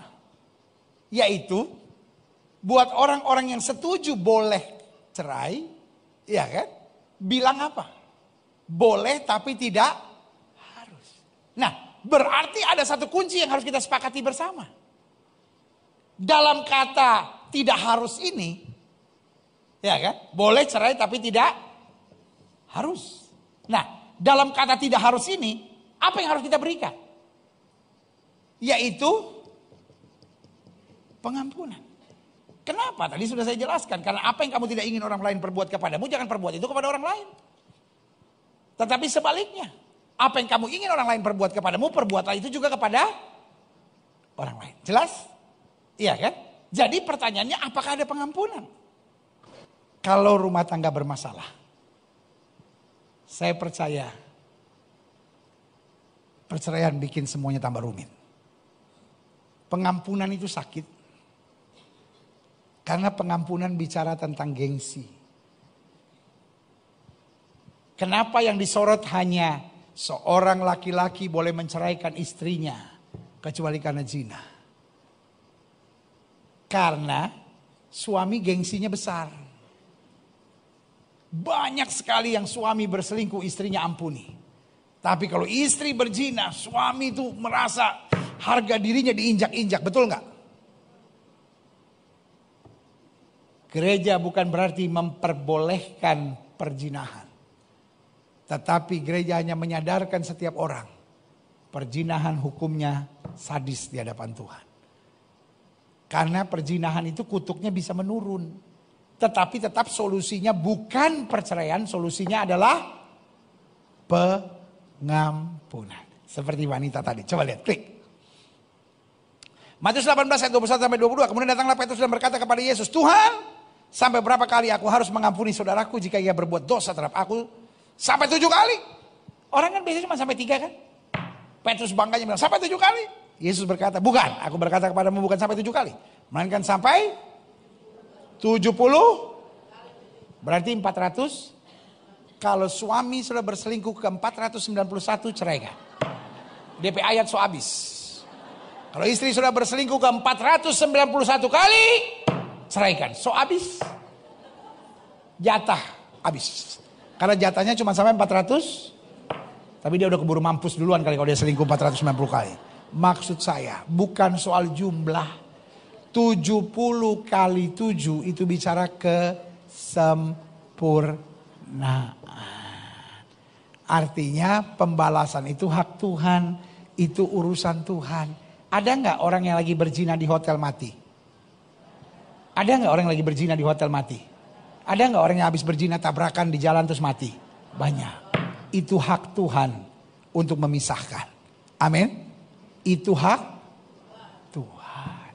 Tugas kita adalah mengampuni. Karena pembalasan itu bukan hak kita. Barang siapa yang tidak berdosa, lempar wanita ini dengan batu duluan. Barang siapa yang tidak berdosa, jatuhkan hukuman pada mereka yang berzina dan bersalah. Tapi barang siapa yang menyadari dirinya berdosa, mari kita cari jalan keluar. Lihat selanjutnya, klik. Matius 6 ayat 15 bilang, tapi jikalau kamu tidak mengampuni orang, Bapamu juga tidak. Ya dong. Kalau kita nggak bisa mengampuni suami atau istri kita yang berzina, maka Bapa kita di sorga juga tidak bisa mengampuni. Lihat selanjutnya, klik. Apakah perceraian menyelesaikan masalah atau menciptakan masalah baru? Ataukah justru pengampunan dan kasih, menerima pasangan kita apa adanya, itu yang dapat menyelesaikan masalah. Karena ingat, Tuhan yang sama yang berkata aku benci perceraian, Tuhan yang sama yang berkata bagi Allah tidak ada perkara yang mustahil. Berikan tepuk tangan yang meriah buat Tuhan. Saudaraku yang kasih dalam Tuhan, pembahasan saya sampai di sini karena saya tahu kemudian masih ada pembahasan selanjutnya tentang kalau suami pukulin apa yang harus kita buat. Kalau kita dimaki, kita direndahkan, apa yang harus kita buat. Kalau terjadi penyimpangan seksual dalam keluarga, apa yang harus kita buat. Masih ada banyak, jadi saya pikir bulan depan kita akan lanjutkan pembahasan ini. Tapi karena, ya, minta maaf karena belum koordinasi sama pengurus. Tapi kan karena saya gembala boleh dong saya bikin aturan ya. Tapi karena belum komunikasi sama pengurus, belum saya bisa beritahu tanggalnya saudara-saudara. Karena bulan depan waktu saya juga cukup padat. Tapi buat saya ini harus. Karena ini penting saudara-saudara. Dan nilai berumah tangga hari-hari ini semakin rendah. Jadi saya mau jemaat Gereja Bethel Indonesia Global Fellowship Center. Saudara-saudara yang sudah tahu kebenaran tetap berpegang teguh. Dan menolong orang-orang di sekitar saudara. Supaya tetap mengabarkan ada mujizat, ada jalan keluar. Ada terang Tuhan, ada kuasa Tuhan yang hebat. Untuk pemulihan keluarga. Karena saya percaya di akhir zaman.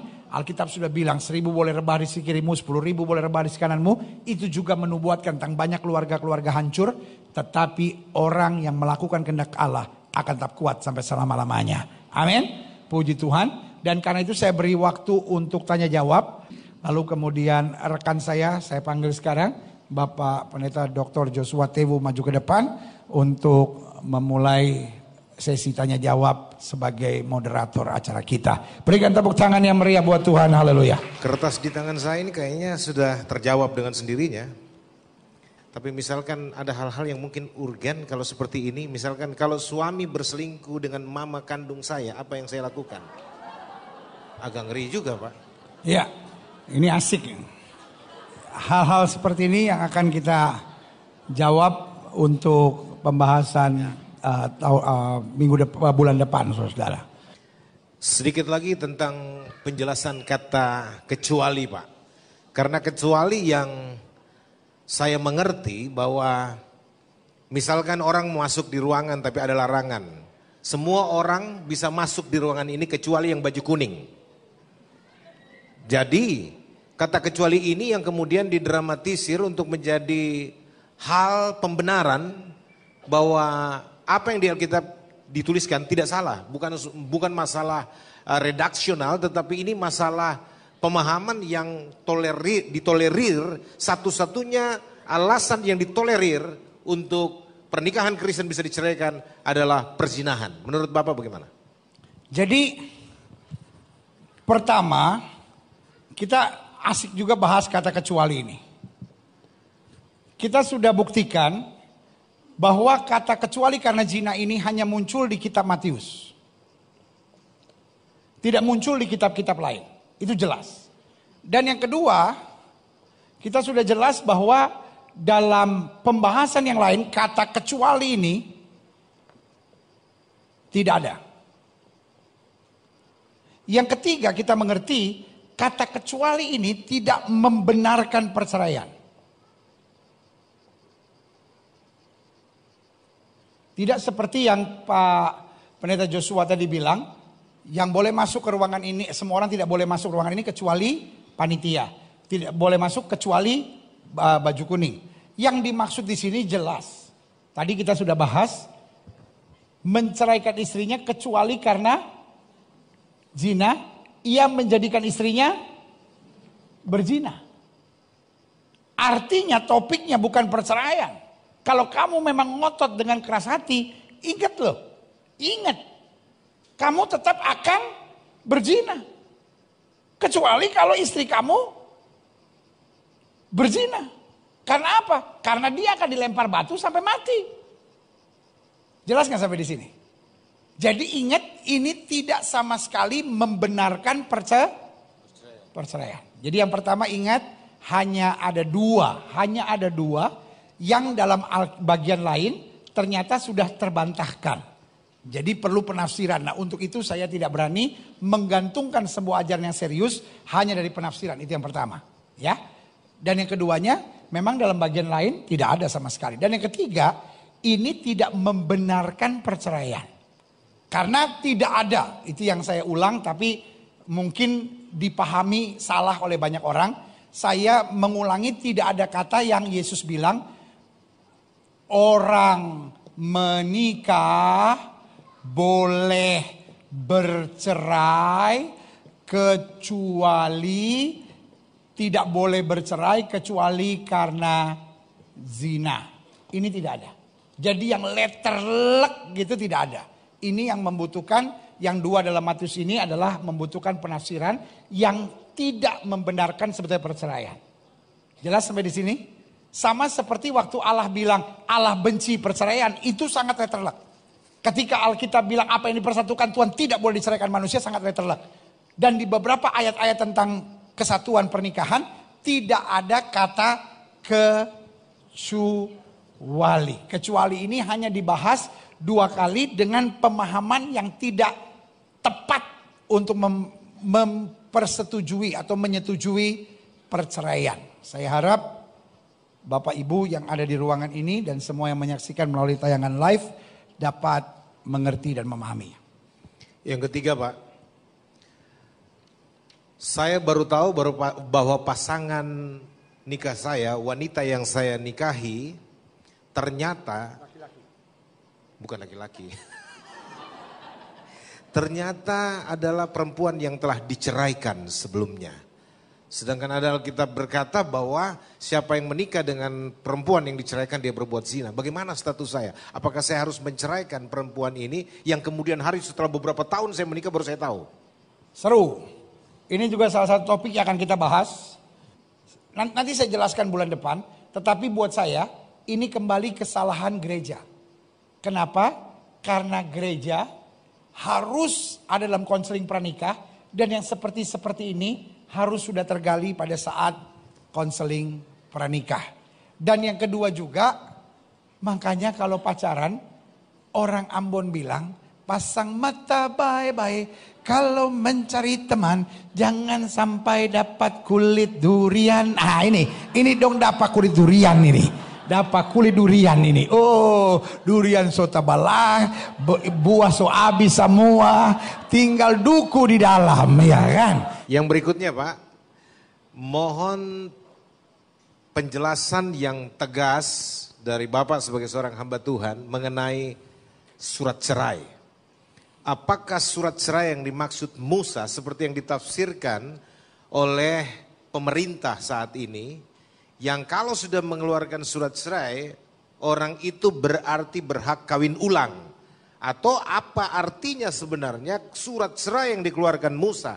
Apakah itu hanya menjadi tanda di kalangan kaum Israel supaya pemegang surat cerai, suami istri yang tegar tengkuk yang tidak mau saling mengasihi, tidak mau mengampuni ini, mereka diberi tanda dengan surat cerai supaya kaum yang lain tidak boleh mengawini mereka?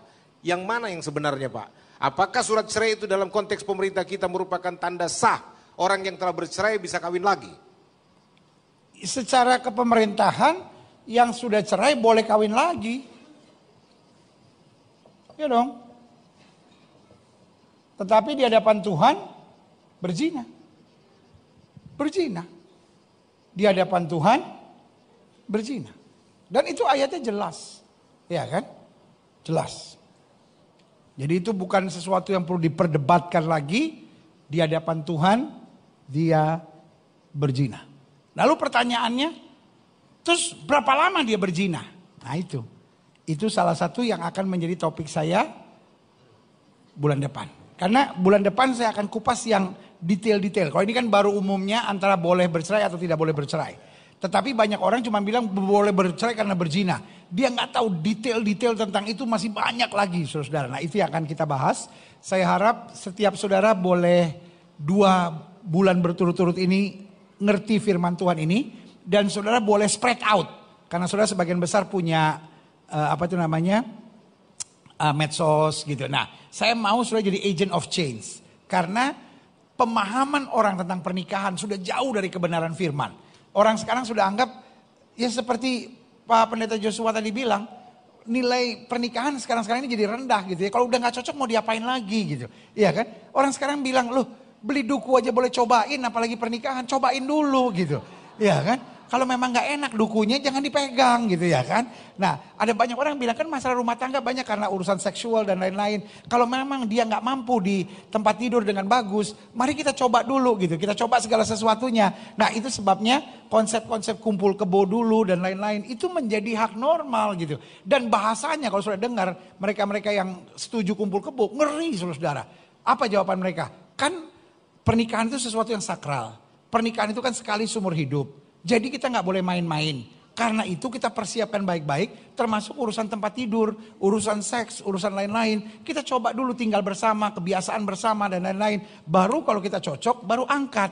Ya kan? Kayak orang Medan, harga cocok bawa, ya kan? Nah itu ngeri saudara-saudara. Jadi saya membutuhkan setiap saudara sebagai hamba Tuhan, di medsos saudara, di pergaulan saudara, mulai menebarkan virus yang baik. Virus anti perceraian, virus kekudusan dalam keluarga, virus mujizat dalam keluarga, merendahkan hati, mengalah, setia, sehingga akhirnya rumah tangga yang kuat akan melahirkan generasi-generasi yang hebat bagi kemuliaan Tuhan. Kedua dari terakhir, Pak. Bagaimana pendapat Bapak kalau ada pendeta yang berkata, daripada dorang kumpul kebo, lebih baik kasih resmi jo dorang. Berkati jo, daripada dorang berzina dengan kumpul kebo, mending berkati saja, padahal itu istri orang. Nah, itu menarik karena ada banyak hal. Gereja kita sebetulnya hampir tiap tahun, cuman kemarin tahun lalu nggak ada. Tapi tahun ini kita adakan lagi. Jadi hampir tiap tahun gereja kita mengadakan yang saya beri nama peneguhan nikah massal. Nah, peneguhan nikah massal itu dasarnya sama seperti yang sedang disampaikan oleh Bapak Pendeta Yosua. Daripada mereka kumpul kebo, lebih baik kita nikahkan. Contohnya, mereka yang dulu nikah bukan orang Kristen. Mereka yang dulu waktu nikah, satu bukan Kristen, satu Kristen, mereka di ulama gak ada yang mau nikahkan, di gereja gak ada yang mau nikahkan. Akhirnya mereka kumpul kebo sampai punya anak 4 gitu. Tapi dengan orang yang sama. Ya kan? Nah, yang syarat-syaratnya benar menurut konselor-konselor pernikahan kita, maka dia akan kita masukkan dalam peneguhan nikah massal ini daripada mereka kumpul kebo. Tetapi saudaraku yang kasih dalam Tuhan, kalau cacat, misalnya memang dia istri orang, dia memang lari dari lakinya, dia memang nggak jelas gitu. Nah, yang kayak begini-begini kan, misalnya kayak kebiasaan Chinese misalnya dulu, asal udah di restoran, pokoknya udah kawin gitu, ya kan? Belum ada pemberkatan nikah, belum apa. Di hadapan Tuhan itu kan sebetulnya kumpul kebo, saudara-saudara, iya kan? Nah, itu ada banyak yang seperti itu. Nah, syarat-syaratnya kita lihat, ini kita teguhkan. Gitu. Jadi kita teguhkan pernikahan mereka. Tetapi untuk mereka-mereka yang bermasalah seperti yang disampaikan oleh Pak Pendeta Yosua tadi. Misalnya gini, oh dia memang laki orang, dia dipukulin, dia kabur dari Manado. Dia di sini akhirnya tinggal sama orang Batak berdua. Jadi Batman, Batak Manado, ya kan. Terus akhirnya udahlah kita berkati saja. Nah itu nggak bisa saudara-saudara ya. Itu kembali kepada banyak aturan yang harus kita bahas sebelum pertobatan dan pemulihan terjadi ya. Yang terakhir Pak, karena kayaknya semua senada, rata-rata senada, tapi yang terakhir ini bahwa apakah di surga nanti yang sudah kawin beberapa kali dengan alasan apapun kemudian istrinya, yang mana sebenarnya istrinya? Kalau misalkan dia 3-4 kali kawin, apakah di sorga nanti kalau semua masuk sorga misalkan karena pertobatan tadi itu, kira-kira yang mana yang jadi istrinya? Nah pertanyaan saudara kan sama seperti pertanyaan orang Saduki kan? Iya kan?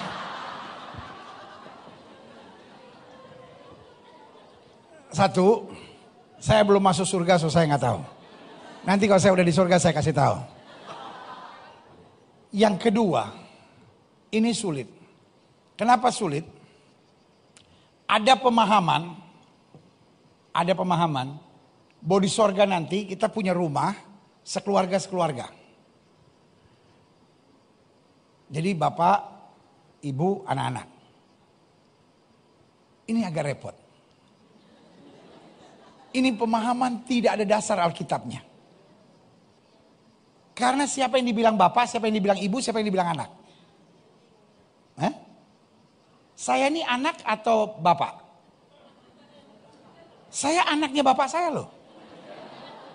Bapak saya itu bapak saya atau anak saya? Bapak saya itu bapak atau anak? Anak juga loh. Anak dari bapaknya lagi. Jadi bayangin satu rumah itu berapa gedenya tuh. Akhirnya cuman bapak yang gak punya bapak, cuman Adam. Lu iya dong. Dulu kan saya bilang saya akan tinggal suami istri, terus anak-anak. Itu sekarang udah nikah. Lah, dia gak bersama saya dong. Nah saya bersama siapa? Bapak saya. Bapak saya sama bapaknya lagi. Jadi sorry ya. Buat saya pandangan itu ngaco. Kenapa ngaco? Karena gak ada dasar. Lalu ada yang bilang, oh kita cuma suami istri. Gak ada anak. Terus kita suami istri ngapain di sorga? Tereret jungkir balik. Ya. Di sorga masih ada perasaan gak? Hah? Jadi di sorga kita udah gak ada perasaan.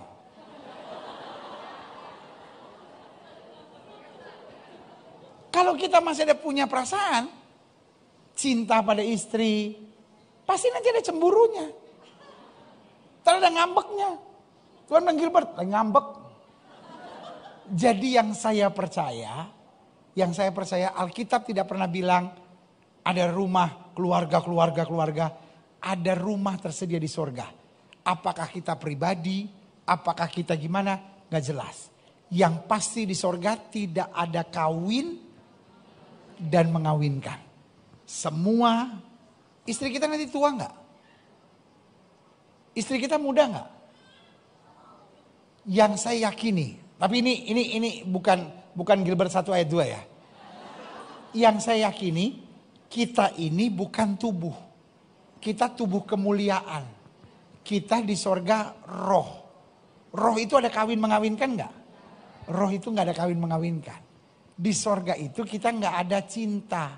Yang ada di sorga adalah kemuliaan. Semua mukanya sama. Roh kan semua mukanya sama. Torang semua muka sama, saudara-saudara. Karena memang bukan begini. Tetapi roh, saudara-saudara. Ini saudara tiba-tiba keluarnya Gilbert bilang di sorga kita semua muka sama. Lebih bingung lagi, saudara-saudara. Maksud saya kita semua roh dalam bentuk yang sama. Tetapi di antara kita saling mengenal. Lanjutnya ini bukan bulan depan. Lanjutnya kalau kita ketemu di sorga nanti. Baru kita, oh begini toh kita. Tetapi yang saya percaya, sesuai dengan apa yang ditanyakan pada Yesus. Yesus tidak pernah bilang di sorga ada kawin dan mengawinkan. Amin. Karena bahaya kalau kita punya pengajaran bahwa nanti di sorga kita tinggal satu rumah sama keluarga kita. Karena saya ini anak atau bapak. Bapak saya itu anak atau bapak. Opa saya itu anak atau bapak. Opung saya itu anaknya bapaknya. Ya kan? Ujung-ujungnya yang cuman bapak dan tidak punya anak adalah Adam. Nah itu. Terima kasih Pak. Ini bukan seminar yang awal dan yang akhir. Tetapi akan berkelanjutan karena kasih Pak Gembala. Untuk terus memperhatikan kita semua yang punya kebutuhan akan kebenaran Alkitabiah. Nah bulan depan dijanjikan, nanti diatur. Nah itu sebabnya kalau boleh jangan cuma datang bawa diri, bawa orang, bawa teman. Supaya bisa betul-betul juga menjadi wabah positif tanda kutip.